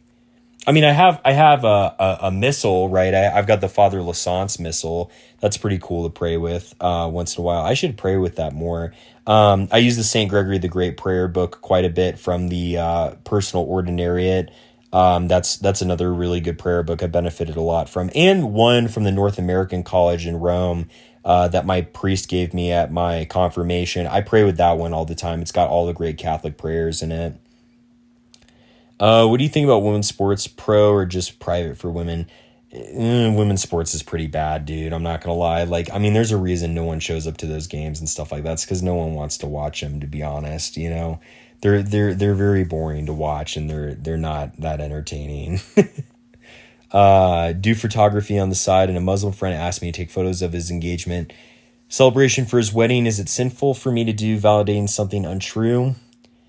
I don't think that there would be any mortal sin in that. I would still ask your priest about it, but I don't think there would be any mortal sin since you're not actively participating in anything erroneous. You know, because we can attend weddings within reason of like other religions or what have you, within reason. We just can't actively participate in any false worship or what have you. Thoughts on women's sports fan donated $1. Thank you, buddy. Let's see here. If you wrote something, it's not coming through yet, so we'll have to see. Thoughts on Father James Sodsky. He was a Rothbardian ANCAP and wrote some books about how Catholicism and the free market are compatible. You can't be ANCAP and be Catholic, though, because, you know, the state performs a necessary function, and that's a very traditional teaching in the Catholic Church, right? You know, E. Michael Jones talks a lot about sort of the problem with neoconservatism, like Thomas Woods, too, someone mentioned. And neoconservative sort of like complete free market capitalism is not compatible with the Catholic faith, because what it does is it still employs usury, and it still employs a usurious system, and it tends to sort of worship capitalism rather than submitting it to the church's teaching on economics. Thoughts on black homosexuality in our schools? I don't know what that means, dude. Oi Sappy, do you know what happened with friend of Aquinas? He had to go to stream with E. Mike and Bishop Williamson. Yeah, I should text him. I've been wondering where he's at. He hasn't been around for a while. I hope he's okay. Thoughts on reptiles and amphibians? Love them both. I own a turtle, so I love my turtle to death. Pickleball is satanic. Pickleball seems fine. I like pickleball. Freya, do I support the alphabet people? No, I don't in any way, shape, or form. I do not support LGBTQ. It's completely satanic. Father Lassant's missile is awesome. Yes, consume crash. You know what I'm talking about. Want to do something strange for a piece of change? Nope. I'm not your monkey. Thoughts on the least holy monastery Sedevacantism group? You know, they make some good videos on some topics like Protestantism and Eastern quote Orthodoxy. I like that they say that. You know, but overall, I would say they're detrimental to a lot of Catholics' faith because of the lies that they spread about, you know, the Holy Father and about, you know, sort of the post-conciliar era in the church and stuff like that. So I think overall their influence is very detrimental and satanic. Women's slap contest. They have slap contests for women. Dude, that's crazy. Can we get some turtle pics? Yeah, I could take a picture of my turtle and post it on Twitter. Female shorts enthusiast Groiver. That's gross, dude. What's your favorite reptile and amphibian? That's a good question. I would say, like, for reptile, I'd say, man, I'm trying to think. A turtle is an amphibian, I'm pretty sure, right? Turtle's an amphibian, and then, of course, lizards are reptiles and what have you. I like geckos for reptiles, and I'd say for amphibian, I'd say either, you know, like little tree frogs, like little wood frogs, or turtles. St. Gregory's Prayer Book is also my go-to. I've been using the breviary Divine Office Daily Worship. It's the ordinary. It's breviary that's based on the Book of Common Prayer. Is fully Catholic. Oh, sick. I got to check that out, man. That sounds awesome. Comment section is a complete coal mine. Yeah, that's very true, dude. I don't know what it is. It must just be people trolling or something. When will the U.S. become a Catholic monarchy? I think it'll be more so an autocracy, which I'm excited for. But I could see in the next 100 years or something, with a lot more people converting and stuff like that, us definitely going that way. It would be a slow thing to work towards, but it's definitely possible. What is my favorite Gregorian chant? I like Te Deum. I like, there are so many that Filii et Filiae, I believe is how it's pronounced. Ophilie et Filiae is another really good one. And then Dies Irae is really, really, really good. Michael Lofton did a video on the heresy of toiletism according to Eastern Orthodoxy. I don't know what that is. Turtle is a reptile. Dang it, dude. I messed up. Okay, so then a turtle is my favorite reptile, and then groypers are my favorite amphibian. Greatest Catholic cultures: Irish, Italian, Spanish, French, and then other forgotten ones. English Catholic culture is awesome, dude. Jake Cole said, "Hey, bud, I hope you've been doing well." I have been doing pretty well, Jake. Thanks for checking in, buddy. It's good to see you. Yavi Fernandez said, "Thoughts on Franco and the Spanish Civil War?" Hold up.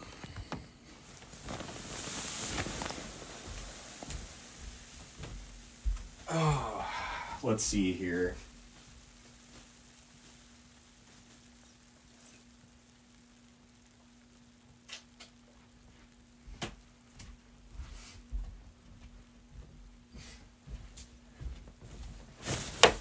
Oh, man.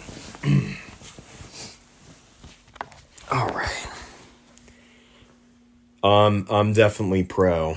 I'm definitely pro the nationalist side and pro Franco, to say the least. I love Franco. I think he was a great leader. I look up to him very much. Do you work out flutes in the gym? Asking for a friend. What do you mean work out flutes? Is that supposed to be some euphemism for something? Did I just walk into something, guys? I probably did. It's one of those sussy, skibbity toilet terms. Bring back cake sap. Yeah, that's not going to happen. Some pagan sent a raid. Oh, that's okay. Pagan rage, just like the old days. That's okay. Ophilie et Filiae is awesome. Let's go, dude. It is awesome. I'm Swedish. My wife is Hungarian, race mixing. I wouldn't say so. English Catholics really held out. They did, dude. I mean, they were subjected to so much pressure and stuff like that. And just the level of persecution that they had to suffer from really made their faith ironclad. I mean, that's why you had so many great, like, ultramontanists from England at the First Vatican Council, like William G. Ward wasn't a cardinal or anything, so he wasn't at the council, but he did write for, like, the Dublin Review and stuff like that. A lot of great articles defending the magisterium and stuff like that. And then, I mean, Henry Cardinal Manning basically was one of the generals of the ultramontanist movement at the First Vatican Council. And it's all thanks to, I mean, diamonds are tried, or, pressure makes diamonds. Sorry, I was trying to remember the old term. Pressure makes diamonds, right? And so, when you have all this pressure on you in these countries where you don't have the liberty become Catholic or be Catholic, it really does make you a very faithful believer in Christ. And your witness to Christ is very authentic because you had to make the active decision to be Catholic, Thoughts on Antonio Vallejo Noguera? He was Franco's racialist who apparently taught and wrote books in line with Catholic teaching. Oh, I don't know anything about Antonio. I gotta look up maybe some of his works and stuff like that. I still need to read through Franco's biography, so he probably talks about it more in there. Glutes. Oh, not flutes, glutes. Yeah, I work out my legs a lot. My legs are actually pretty crazy. I'm not gonna lie. I've got really good legs. I've always had really good legs. Upper body's the main thing that I've wanted to work on more. I definitely needed to develop it a lot more. Thoughts on Franco versus Salazar? Ooh, that's tough. I mean, to be honest, like probably Franco, just because he did so much for Spain in such a difficult time. I mean, Salazar really didn't. there was no civil war or anything with Salazar, because I mean, Our Lady at Fatima had predicted that Antonio Salazar would take essentially the seat of power in Portugal, and he did so in like a bloodless coup. Like, he didn't, there was no bloodshed. It was completely peaceful and stuff like that. Franco really had his back up against the wall, but I really think that God was on his side and stuff like that, and helped him take back Spain from the communists and the leftists. Do I like snakes? Yeah, I think snakes are pretty cute, actually. I like snakes. I like snakes a lot.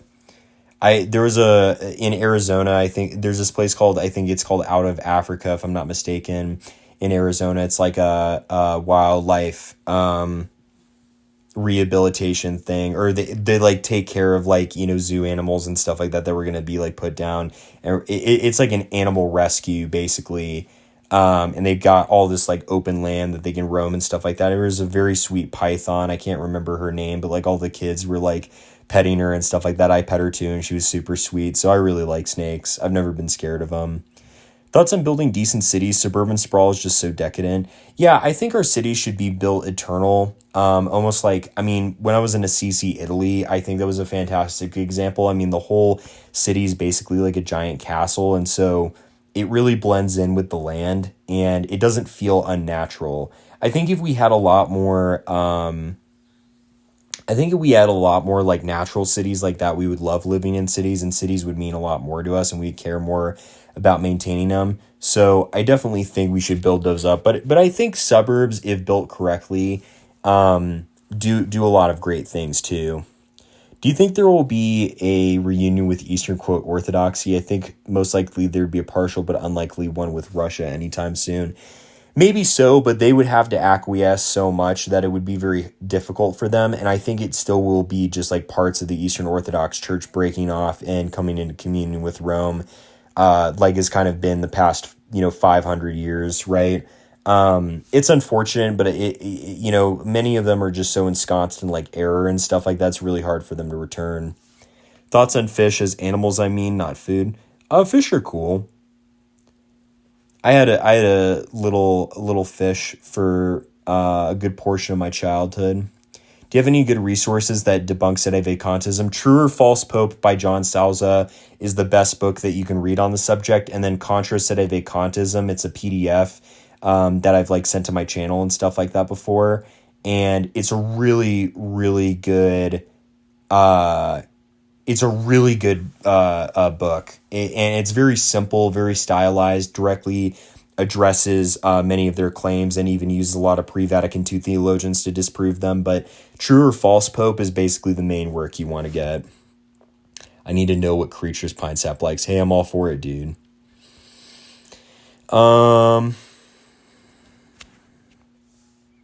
Yvonne said there was a thing where an Eastern Orthodox priest was condemning people for going to the toilet during the liturgy.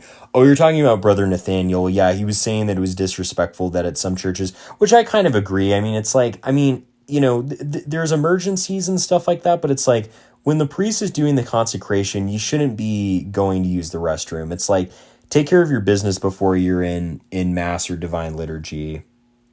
There's a good argument that William Shakespeare was Catholic. I believe it. I think he was Catholic. You're a prod? No, I'm a Catholic. Athos will probably never come back. Yeah, I would kind of agree with that. They just straight up believe an entirely false view of history for the Catholic Church. Like, they literally think that like the Catholic Church is possessed by like Satan or something. It's crazy.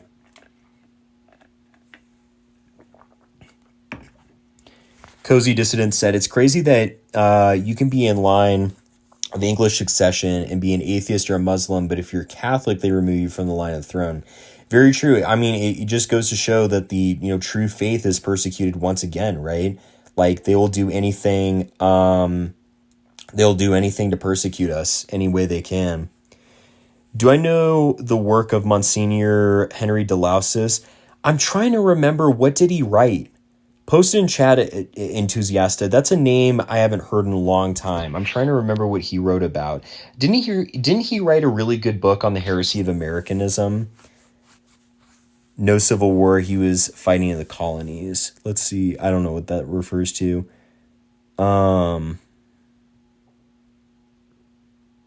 Mishima sap, embrace the sun and steel with the cross.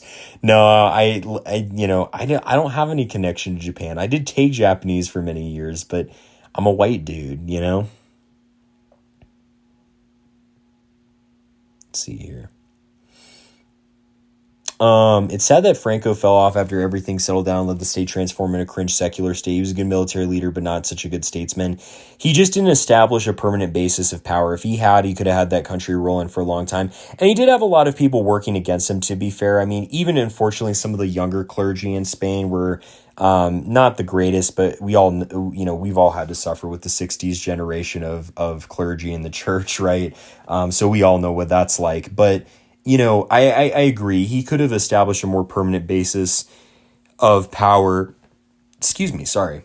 He could have established a more permanent basis of power. It would have been really good. Let's see. Kneelers, yes or no? I think kneelers are good. I think we need kneelers in churches. Fulton Sheen said something along the lines of, if you're worried about if you'll see animals in heaven, you might not be ready for heaven. Very true. Heaven is such an important place, so much more important than anything here on earth, right? They had papist Athonite monks once. Very true, dude. They did.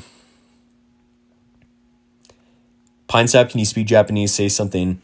Ohayo gozaimasu, watashi wa Pine Sap desu. So, Ohayo gozaimasu, I think, is like, hello, my name is Pine Sap.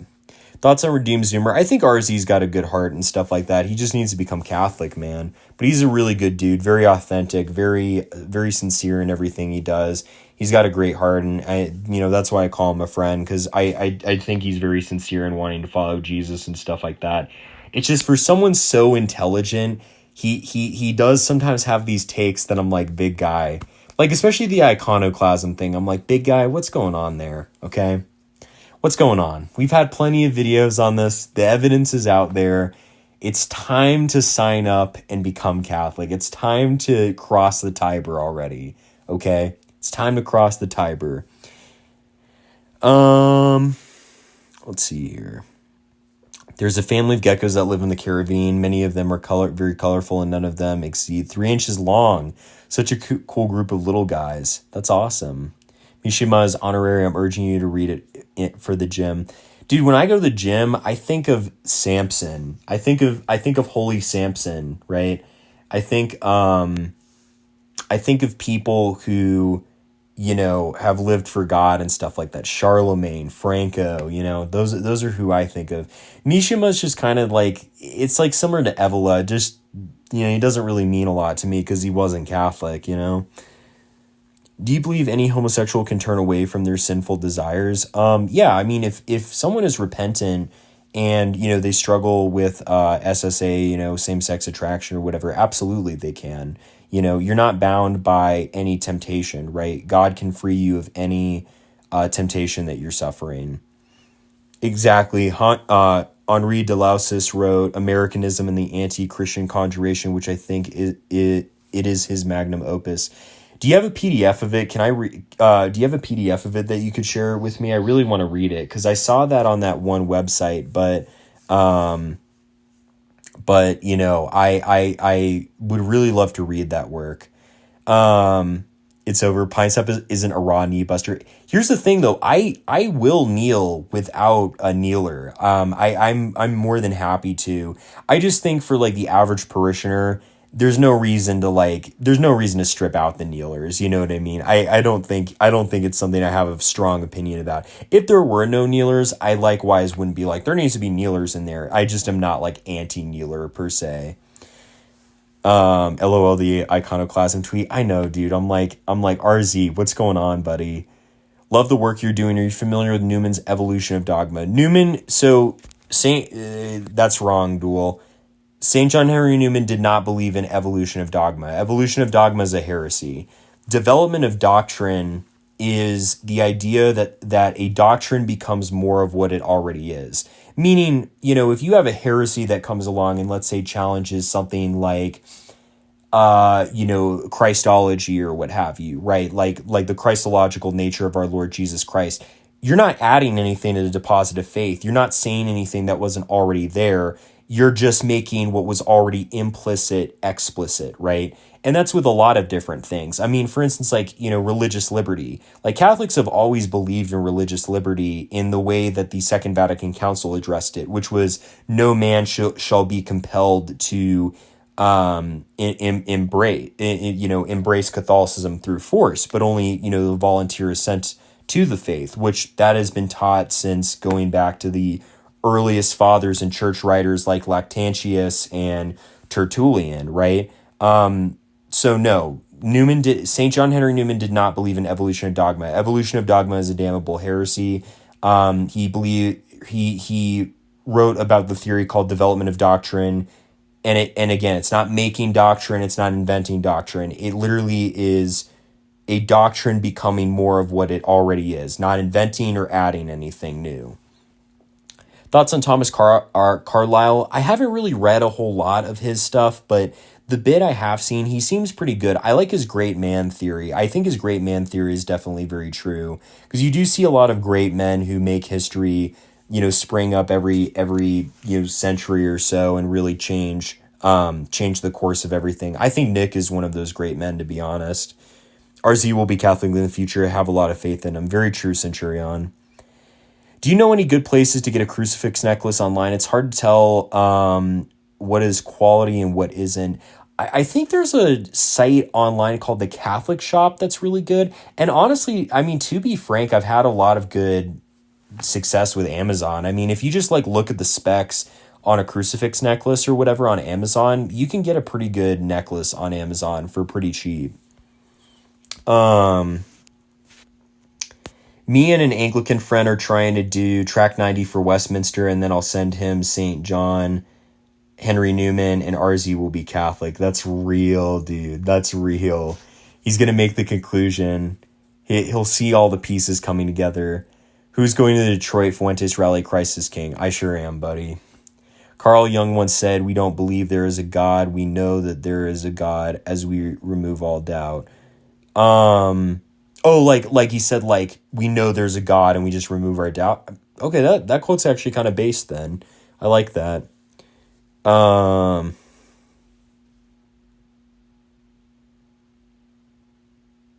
Duel said, everyone is just like homosexuals. We naturally desire to lust, but we must deny ourselves. It is about a worldview position on what's good and bad. Just because it's natural doesn't mean it's good. So you're saying a lot that's true there. However, what you have to understand, though, is it's not the same, because that's a disordered desire. Disordered means, no one is made to have that disordered desire, because, with our natural desires, right? Man and woman, right? A man and a woman should be attracted to each other because that's how you make a baby. That's how you have a family, right? So that's natural. It's not disordered. What becomes disordered is if you have an inordinate amount of attention being applied to, if you're a guy liking girls or vice versa, right? Where suddenly it starts to control your behavior in a way that is sinful. But the desire in of itself is not disordered. It's just if it increases to, or not increases, but if it gets twisted to such an extent that it becomes sinful attraction, or rather sort of you could almost think of it more as like a sinful intensity. Homosexuality is completely the opposite, where there's no case where it's permissible or okay, and it's disordered in of itself, right? Evolution of dogma and development of doctrine are synonyms. I'm familiar with homogeneous and transformic evolution. No, they're not the same thing. I will kind of get on to you on that. They aren't the same thing. Evolution of dogma, if you read kind of all the early 1900s literature on modernism and stuff like that, evolution of dogma is a heresy, right? Because that says that one thing turns to another, right? A caterpillar turns into a butterfly, but that's not what we believe as Catholics, right? Development of doctrine refers to continuity with the thing itself. Evolution of dogma does not refer to any sort of continuity and is a damnable heresy. development of doctrine is like polishing a diamond. Very true. Or it's like an oak tree growing, right? The oak tree always remains the oak tree and it just becomes more pronounced. Can you read Latin? And if no, why not? I just haven't really learned Latin yet. I can read some Latin, but I need to learn more. Have you read any Ratzinger thoughts? I have 2 of Pope Benedict XVI's books. One is The Pilgrim Fellowship of Faith on my shelf over there. Another is Ratzinger Report right there. Ratzinger Report is an incredible book. I love Ratzinger Report. He gives such good answers to all the questions in it. That I think it was Peter Seewald, if I'm not mistaken, gave him and stuff like that. And it's an incredible book. It really, I think, deals with so many issues that we're dealing with in our time as Catholics, and especially in the life of the church. What did I study in college? What will I do after college? So I'm applying to a lot of different jobs and stuff like that right now. But I studied computer science for my undergrad and marketing for my graduate degree. Opinion on Orthodox Kyle. He's a very well-meaning guy, but he's very, very, very mistaken. And unfortunately, he was very formed by, when he was Catholic, sort of the mad trad position. So it's kind of hard for him to see outside of that. Because when we were talking one time, he mentioned to me, he's like, you have the most consistent like Catholic position I've seen.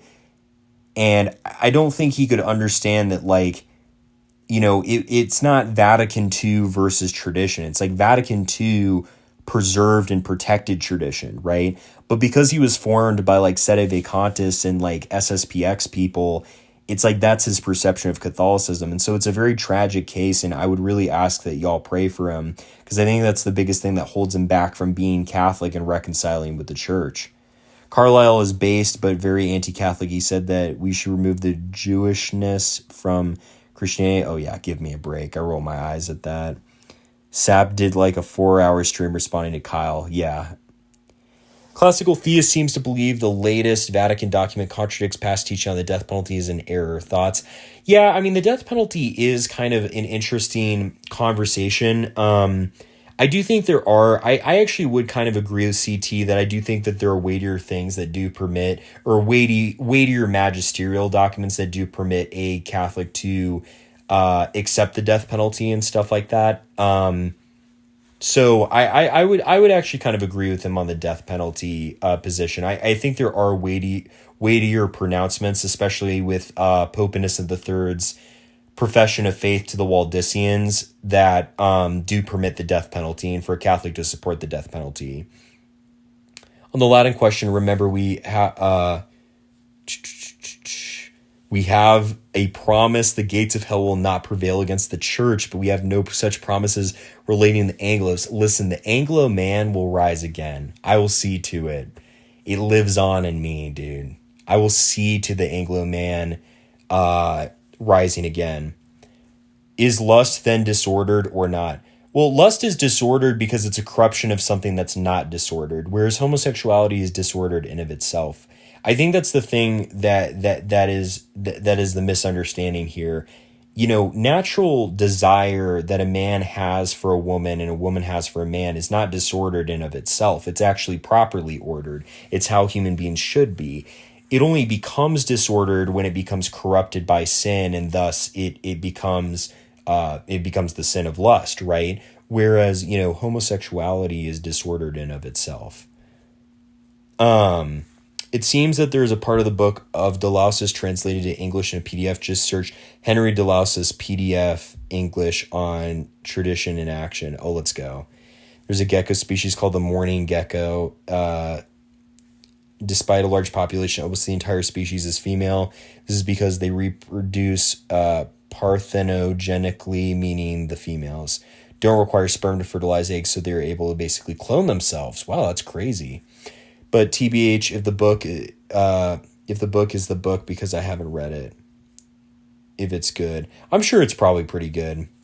How do EOs get around quotes from the fathers that clearly teach eternal procession from the Spirit of the Father and the Son, such as St. Cyril of Alexandria commenting on John 15? So I'll be honest with you, Kai, I'm not good at any topic related to filioque. Off the top of my head, what I would say is they would sort of try to cope and say that like the Catholic position isn't the position of like Saint Cyril. So that they would almost try and claim like what was said at like Florence or like what was said at like Second Leon's is like almost like a distortion of that those doctrines laid out of those respective councils. That's to the best of my ability, but really that's a question for Christian Wagner.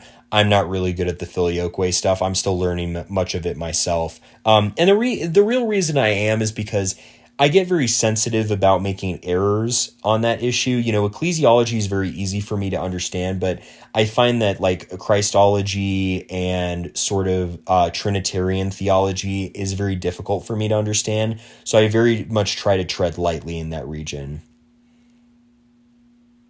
Pine Sap, no, evolution of dogma is a synonym. Christian Wagner did like an entire video and the commenter made, oh, okay, well then I guess they're right. I mean, the only time I've heard evolution of dogma used has been in a manner of condemning it, or saying that it is a condemnable error. But hey, I'm wrong on that. So Christian Wagner, or CW's right on that. So I guess it can be used as a synonym properly understood. My apologies. I heard it used elsewhere in a way that was not a term that was used as a synonym for development of doctrine. There are things that are within prudential decision. Let's see. We debate Jay Dyer. Not sure if you're ready, but would be good to watch. Well, he challenged me, and then I was like, okay, well, when do you want to set it up? And he's like, oh, I don't do formal debates anymore if you don't have a degree, because I don't have a degree in theology. But he's like, you can come on the Discord. And I'm like, I'm not doing that, to be honest, because I don't have any interest in being muted or interrupted or what have you. Because, I mean, here's the thing. I know myself, and, I generally try to be pretty good faith with people I debate. So if people sometimes like will take too much time or whatever to like try and make a point, I have a hard time kind of like interjecting or what have you. So,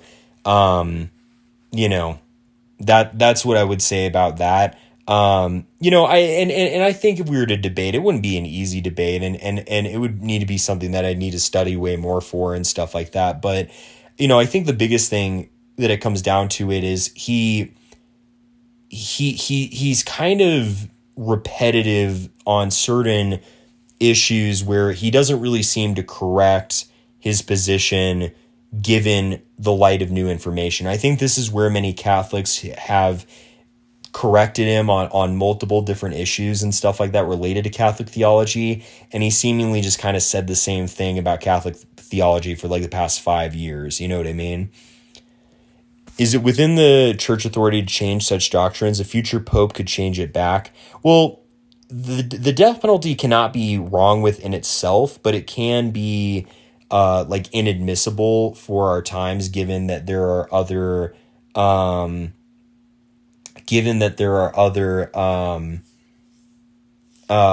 sort of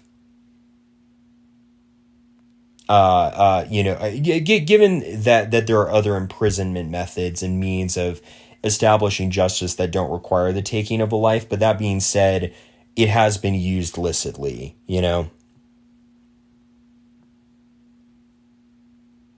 Let's see here. Thoughts on Trent Horn attacking Fuentes? Did an entire thing with CT on that.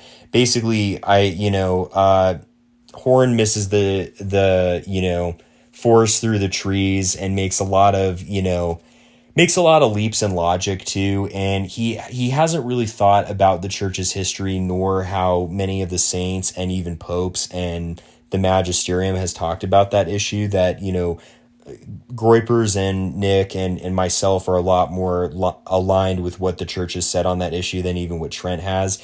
Trent has to kind of resort to these just platitudes, created by the ADL and a 21st century conception of like these different terms, because he doesn't really have a leg to stand on in regards to, getting down the brass tacks of what does the church say actually constitutes anti-Semitism versus, what is not anti-Semitism, right?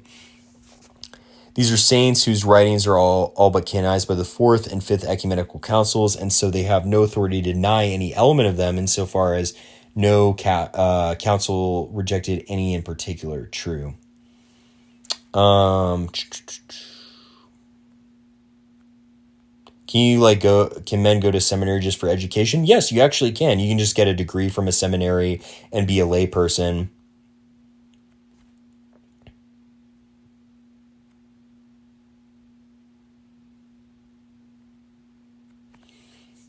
Feeling disenchanted with my NO parish, do I give up or go to Latin Mass chaplaincy? Well, I mean, what do you mean disillusioned? Like, you know, is it really a bad parish, or do you need to kind of change your mindset on you know, kind of the parish life? I mean, I'll be honest, like some of these guys who like say like, oh, there was a guitar at my parish, the church has fallen or whatever, I kind of roll my eyes a little bit. It's like, okay, dude, like a guitar is not that bad. Like people need to kind of grow up a little bit. But if it really is bad and there really is, you know, liturgical abuse happening or what have you, what I would say is, you know, try and reform your parish and stuff like that. I wouldn't retreat to the Latin Mass, but if it gets to a point where you're feeling more spiritually nourished by going to the TLM, I completely understand going.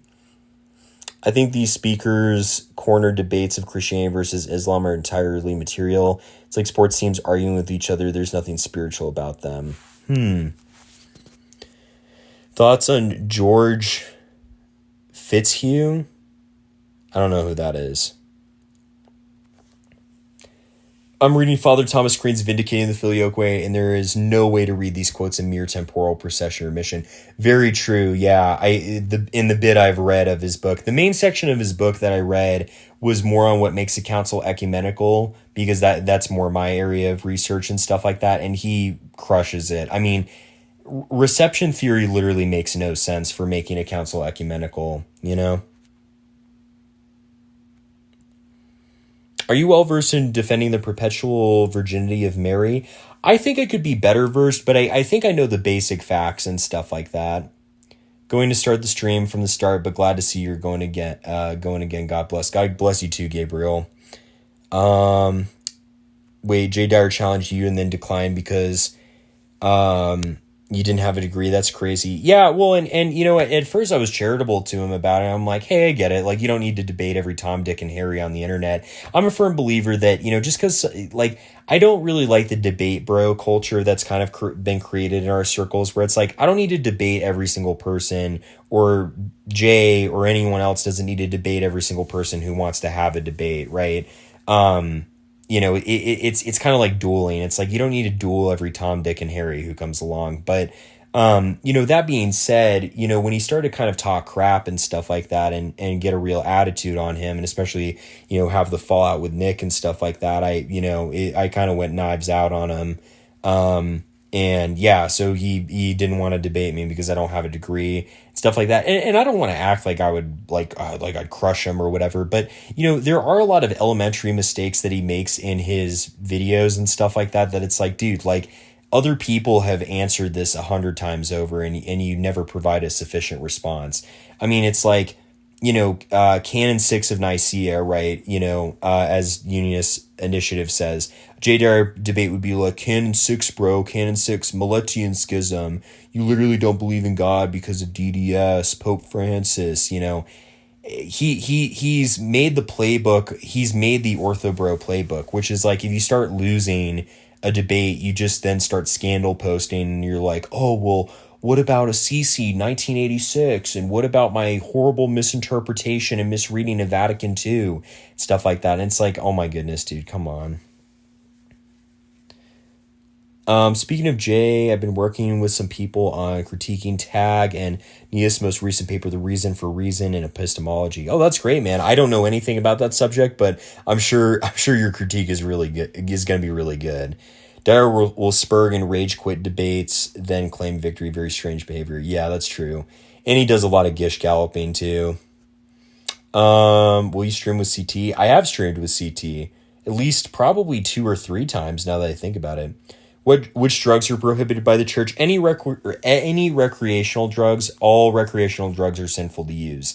If you are using drugs for medical purposes or whatever, that's of course not sinful because there's a proper teleology of why you're using a drug. But if you're using it for a recreational purpose to get high and impair your reason, every single use of drugs in that manner is mortally sinful. Carnal desire to see evil punished. That sounds based. Why does Wikipedia put Lefebvre on the Ultramontanist tag? That doesn't make any sense, dude. Maybe he's talking about political ultramontanism, but even that doesn't make sense because he didn't obey St. John Paul II or St. Paul VI. What do I need to do to become a priest? How long might it take? So it probably will take 7 years to go through seminary. At least in the diocese, the Archdiocese of Denver, it takes 7 years. So it could take anywhere between, someone said, like 4 to 9. And you have to get in contact with your vocations director. When you get in contact with a vocations director, they'll set you up on the course to become a priest and stuff like that. But from there, they'll set you up with everything you need to do, what forms you need to sign, what tests you need to do, and it'll be all be taken care of from there. Thoughts on Joseph Damast? Damast is awesome. I love Joseph Damast. Any Catholic music you listen to? I mean, Gregorian chant and like Eastern Catholic chant I listen to all the time. Damast is so based. Very true, dude. We need more like Damast today. Yeah, we definitely need to think more like him. He had a very Augustinian view of the world that we need to adopt again. And I think the biggest thing that made his political philosophy great was he took into account, you know, really the forces that are at play in this world. You know what I mean? I mean, you know, at the heart of it, it's like, look, like original sin really impairs how we do politics. And the problem is both the right and the left nowadays view politics like man is made good and does good automatically, but everywhere he's corrupted. Whereas, you know, Damast understood that like man, though he was made to be good, is fallen because of original sin. And so we have to account for that in our political arrangement, in our political dealings. And because of that, it gives us a better position to be in. You know what I mean? More beautiful St. Cyril quotes on the Filioque. Let's go. Why did the Catholic Church break from the Orthodox Church? No, you got it all wrong, my friend. It's the opposite. The Eastern Orthodox broke from the Catholic Church. Thank you, Sap. An older gentleman tapped me to help with being an extraordinary minister. Feel really conflicted. Want to help, but don't want to be a reverend. Okay, so the biggest thing, so the thing about an extraordinary minister, though, is I've been an extraordinary minister, too. You're not sinning by being an extraordinary minister. I was trained to administer the blood of Christ, and we did it in an incredibly reverent way. I was led through everything. There's no liturgical abuse. So no, you're not mortally sinning or being irreverent if you're an extraordinary minister of Holy Communion. As long as you are doing what that function calls for, and you're not, committing any liturgical abuse. So there's a lot of resources that you can read up onto how to properly live out that role. And it was a lot like the Divine Liturgy compared to the Trinity, and at least in structure. I think the Mass of the future will basically be like the older liturgies, the East without leaven, iconostases.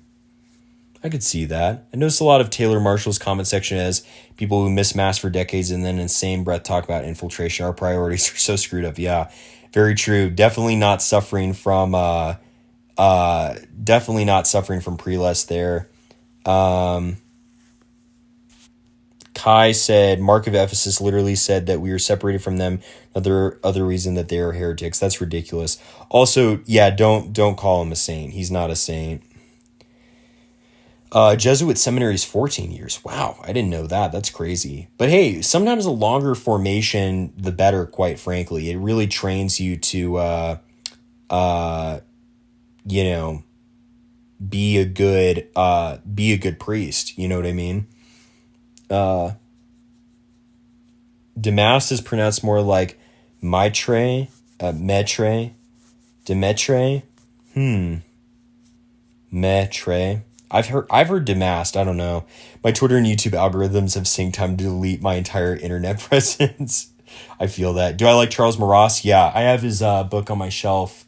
put out by Arcos Press. I haven't really read too much of it, but the bit I've read was really good.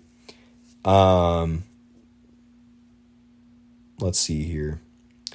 How could a Catholic defend the brown scapular to a Protestant or Orthodox? Thank you. So what I would say about, kind of devotions or what have you is it's not a replacement for our normal living of the Christian life. For instance, with the brown scapular, the promises of the brown scapular have no effect if I'm not, if I'm not chaste, if I don't live a chaste life, if I don't pray, if I don't go to mass, if I'm not in a state of grace, if I don't do all the other things that, a Catholic should be doing, whether they were practicing the devotion of the brown scapular or not. So what you basically have to affirm to an Eastern Orthodox or a Protestant person is that brown scapulars are an addition to an already healthy spiritual life, not a replacement of it. In fact, I believe it's the Catechism itself that does warn against us using devotionals in a superstitious way, as if they're like magic runes or something like that we put on ourselves or wear or whatever that give us superpowers. I personally pronounce it maestra. I'll just say Damast unless I'm corrected by a French speaker. Very helpful, Sap. Thank you again. Why is Origen considered a heretic? There's a lot of different reasons why he was. One of the things is that he denied the eternality of hell. So he believed, I believe Origen held to the harrowing of hell, if I'm not mistaken. The idea that all the souls in hell would eventually be reconciled in heaven. And I think he even believed that the devil would be reconciled too, which is of course a heresy since hell is eternal. That's one of them, but he has a couple others too. I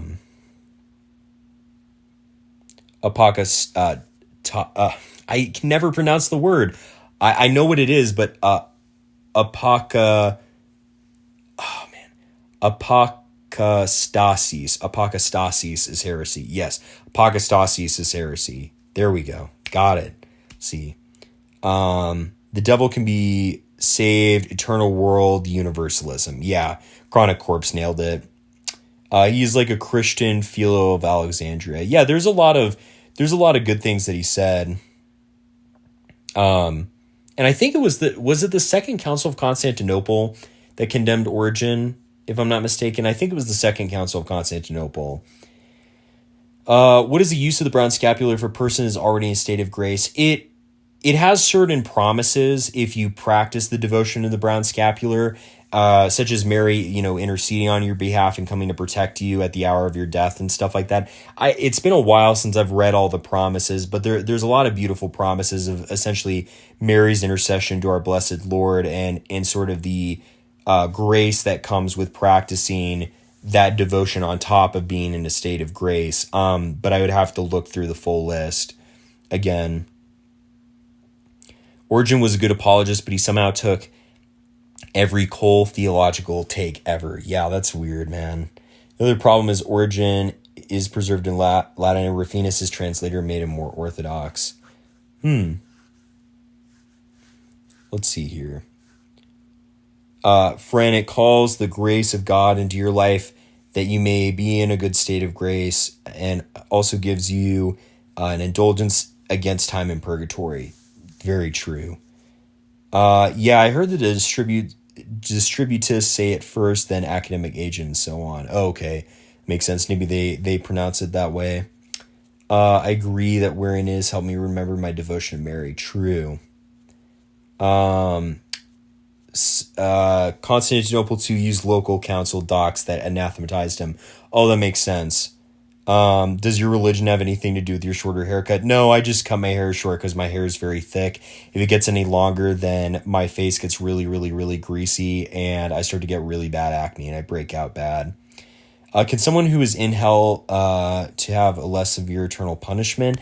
I believe there are levels of hell or levels of punishment depending on what your sin is. I think St. Thomas Aquinas might speak about that, but I might also be wrong on that. That's a topic I will need to look into again. St. Thomas did write about different levels of hell, though. And I mean, Gehenna is the burning place where, the souls of the damned are. There's limbo, where the souls of like the righteous who don't enjoy the beatific vision are, and then there's purgatory, where you're on your way to heaven, but you're being purged of all the temporal effects due to mortal sin, or due to sin, right? But in terms of actual disparity in punishments in hell, I think there are some disparities in punishments in hell. Favorite church doctor? Gosh, that's a good question. I would probably say St. Robert Bellarmine. He's had a big influence on me, and his work has had a really big influence on me. What should I read after the Confessions by St. Augustine? I would say Imitation of Christ would be a really good one after that. That's just a spiritual classic that everyone should read. Favorite branch of science? Probably biology. Actually, I don't know. Astronomy is pretty cool. I kind of like astronomy, looking at the universe and stuff like that. It's cool to see. Shameless Pope reposted yesterday what Catholics think about Israel and the Jews. I've seen the first half so far. It's a bit different than Trent's video. I think might consider a look. Yeah, I'm planning on doing a reaction to that one to see, kind of whether it's good or not. What happens after death? Do we all wait for the day of judgment, or do we get judged and go to heaven or hell? We get judged. So we go to heaven or hell, and the final judgment is, if you're in hell, you're going to be in hell forever. If you're in heaven, you're going to be in heaven forever. The final judgment is just where all the souls are, again, given their final judgment and what have you, and continue to be in the place eternally where they already were. So if someone was in hell, they will always be in hell. If someone was in heaven, they will always be in heaven. Let's see here. Also, a lot of problem with Origen comes from his disciples in the 6th century. I need to read more about his disciples. Let's see here. Since hell is infinite, if it does have levels, you get infinite torment or extra infinite torment. Well, hell is eternal, I think is a better way to say it. The punishments may hurt more, though, depending on what, sort of sin you were guilty of. You know what I mean? So the punishments would maybe differ in terms of how much it would hurt, but it's like you're all already in a pretty bad place. Do people who go to hell remain in hell for all of eternity, or are they eventually just completely destroyed? You remain in hell for all of eternity.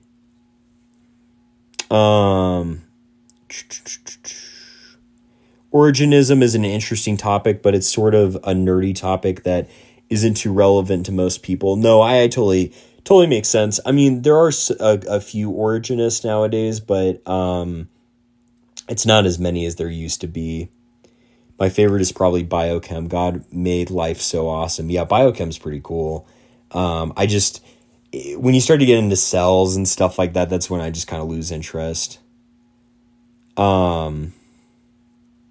So let's go, man. This has been awesome. Thoughts on Joel Davis being a trad Catholic? So here's the thing that I'll say about Joel. Now, in his recent debate, the bit of the clips I saw, he did a really, really good job. Kudos to him. He did a great job. But what I will say is that I haven't had very good interactions with him, to be honest. And I was probably maybe being a little uncharitable to him on my part, and for that, I apologize for any uncharitableness on my part. But he literally was sharing an article about Vigano, Archbishop Vigano the Schismatic, saying that like Pope Francis isn't the Pope, and I did get on to him about that, and I would do that again if he did that again. Because, his audience is very impressionable and stuff like that. And for someone who is not a theologian I'm not a theologian, so who am I to say that? But for someone who is not who does not do Catholic things, who doesn't look into these topics and stuff like that, it was very irresponsible for him to think that he should speak on that, especially when he was promoting something that would literally send his followers to hell if they followed through with that idea, right? And I did get onto him about that. I did have it out with him, and it did amaze me, if I'm being blunt, how little he knew. He literally just started to say the Pope is a libtard and stuff like that. And I'm like, dude, is this like first grade, bro? Like, I mean, come on, man. Libtard and this, it's like you're trying to apply like political terminology to a conversation that doesn't use political terminology, right? And so I really was not impressed with his conduct on there. And ever since then, I've kind of had like this view of him where it's like, look, I think he's really good at the race stuff. I think he's really good at the immigration stuff. I think that's his lane. I think that's his topic. I think he does a great job at those topics and, could run circles around someone like me. I mean, what do I know about that, right? But, he shouldn't be talking about Catholic stuff if he's not going to talk about it in a responsible way. And so I have a bit of a mixed view of him. I think for what he does it very, very, very good. And I highly commend his work in that regard, but he needs to stay in his lane, You think an order of physicians could ever form in the church? I'm in college right now with biochem and think that'd be really cool. Yeah, I definitely could see something like that. That'd be awesome. Maybe a new order. Do you actually go to church or are you just a LARPer? What are you talking about? I go to mass every single Sunday.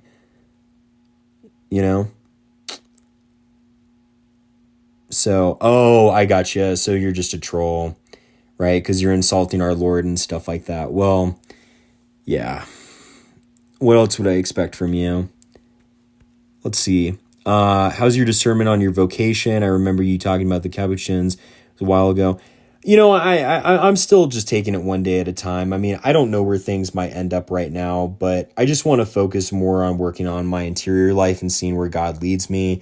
I mean, the trip really, did a lot for me in terms of thinking about where I should go and stuff like that. But, I really just want to pray on it more and just focus more on cultivating my interior life right now. So answer is, unfortunately, I don't really know, but I think the biggest thing is either way, God's calling me in a deeper relationship with himself. Talk about then the JQ. Don't you have faith or fear? What are you talking about, dude? Yeah, homie walks in and he literally doesn't know anything I talk about. It's like, stick in your lane, idiot. What's your opinion on using Saint Pope Dionysius I as a proof of universal jurisdiction, fallibility? His story is super cool, and Lofton argues it's sufficient for infallibility. I actually haven't looked into his story enough. Let me go through actually my books on that and read about him. I think I had read a bit on his story and stuff like that, but that actually is super interesting. I'll need to look more into that. I'll probably look into that after the stream. How is Jesus, God, and the Holy Spirit all one? I've heard Christians say that a lot. Well, the fact about it is,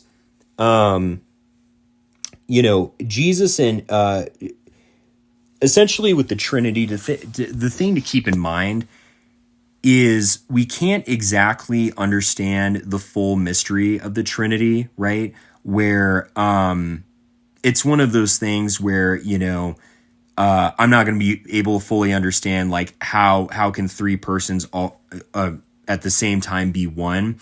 And using analogies can help get us closer, but even analogies are not perfect. So for instance, like you could try and use the analogy of like how water can be solid, liquid, and gas, right? But the problem with that is that you then maybe get into the heresy of modalism, saying almost like that Jesus, God the Father, and the Holy Spirit are not distinct persons, and they're almost just three manifestations of like the same person. I think the biggest thing that really you can do is try and use those analogies. And I was going to read Frank Sheed's Theology for Beginners on the Trinity and do a really good stream on that topic, because it's one I've been asked about a lot, and I think that would be the best sort of way to approach it. Let's see. American Exceptionalist. I get you. So you're just like some offended retard who, decided to come troll and stuff like that. Okay. What a weird freak, dude.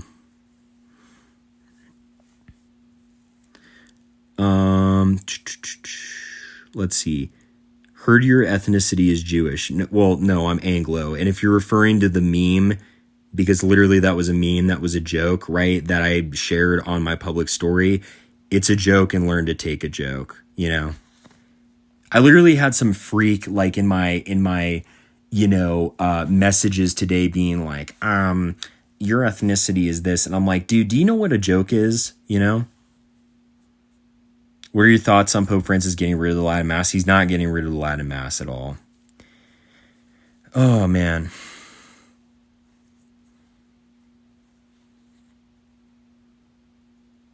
Hashem? What is Hashem, dude? Oh, gotcha. So we have some weird Talmudist in chat. Some weird Talmudist in chat freaking out and having a breakdown. That's so funny, dude. Go off. Yeah, Laffy's so real about that. Go off, King. This man is pure Saxon, you can tell. Are you Muslim, bro? This guy's the embodiment of people who killed Saint Stephen. Yeah, that's so true, dude. Give me mod. I can't, dude. I can't on phone or whatever. I will later. I don't know if we have a mod in chat. It's whatever if we don't, though. I'll just ignore him. He's a weird freak. Use your authority and block him. I can't, dude. I can't manage the chat on my phone like this. It sucks about Streamlabs, but it is what it is. I can't mod you right now, Patrick Royper. Otherwise, I would. If I was on computer, I could. This is a weird question. But should couples wait until after marriage to sleep together? Yeah, absolutely. Premarital relations is a mortal sin. You shouldn't have any relations with your spouse or your significant other till you're married and stuff like that, because before then it's fornication, and that's a mortal sin. So you definitely want to avoid that. You definitely want to avoid that, to say the least. So I'm still a virgin. Yeah, I am, by the grace of God. Let's see here. Oh, all the $1 donations came in. Women's sports fans, Chinese pride sap. No messages, but yeah, what a weird freak, dude. He doesn't even know his own religion, right? So the weird freak is trying to say that I don't know my own religion, but he goes up to temple to pray every single day. He puts on his magic hat, and his magic hat gives him special powers. You're never going to rebuild the third temple, big guy. Hate to put it to you that way. Bogus brain. Oh, man. I've been streaming for a good 2 hours and 30 minutes. I probably will, I'll probably, unless someone else has a question, probably get going here. Yeah, Skits and Skits, so true. He's such a freak, dude. Again, typical forehead box enjoyer. Many NO priests were actually kind of butchering the Latin Mass. It's better to be done by priests specifically trained in it. Yeah, that's true. You got to become kind of formed to do the Latin Mass properly, or else you kind of start to butcher it and stuff like that. So, bros are the embodiment of stereotypes. That's so true. King Laffy's saying love you, dog. Are you saying love me, dog? Or are you telling American Exceptionalists love you, dog? Because I love you too, dude. But that love's not meant for me. Then I'm sad. I'm crying. I'm crying over here.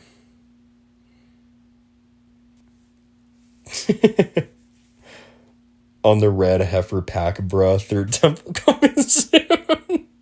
Coming soon to a theater near you. 109 live chats. King Laffy says, I love you. Well, I love you too, dude. You're awesome, man. I've always loved you. You're my brother, dude. Let's see here. Apparently Catholicism is booming in South Korea, and with their low birth rates might be a win. Yeah. Wow, we might see a Catholic Korea eventually. That'd be awesome. that'd be really cool to see. Let's see here. What are your thoughts on Orthodox apologist Kyle? I already answered that above. Do Catholics pray to Mother Mary? I'm not judging, just asking. Well, so it depends what we mean when we say the term pray, right? It's kind of shifted essentially meanings from in the English language to making a request of to then essentially worshiping. So do we worship Mary? Absolutely not, right? We worship God alone. However, praying to Mary in terms of making a request for her to pray on our behalf, for us to intercede on our behalf, we absolutely do. We do pray to Mary in the sense that we make a request of her to intercede on our behalf to the Lord our God, because she's in heaven. She's the most highly exalted person in heaven. And because of her proximity to her son, our Lord and Savior, Jesus Christ, her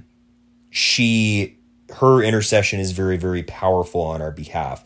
Hence why we ask for her intercession. Man, I wish I could just ban the sick freak in chat. That'd be awesome. This weird freak who shouldn't be in chat. Let's see here. The virgin will give birth to Emmanuel. Absolutely.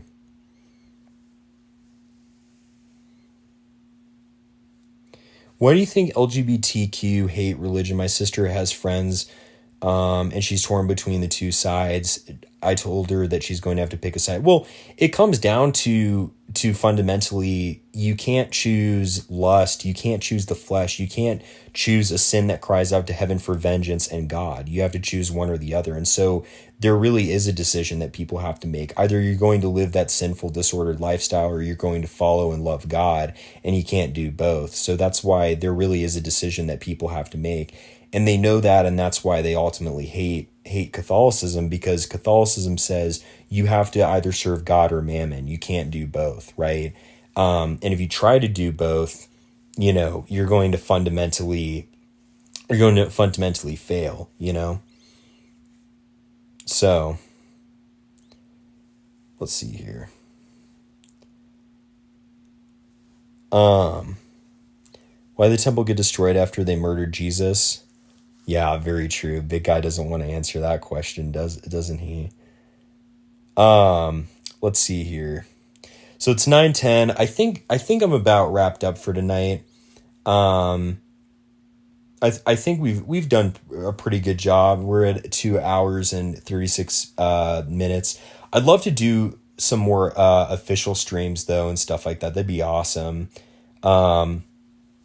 It'd be really good to do some more official streams and stuff like that. So I'll be doing that soon, and I'll be doing more of just these casual streams and stuff like that. But thank you guys so much for tuning in and stuff like that. This has been awesome, and I hope to do more of these. So God bless all of you guys, and have a fantastic night. Okay.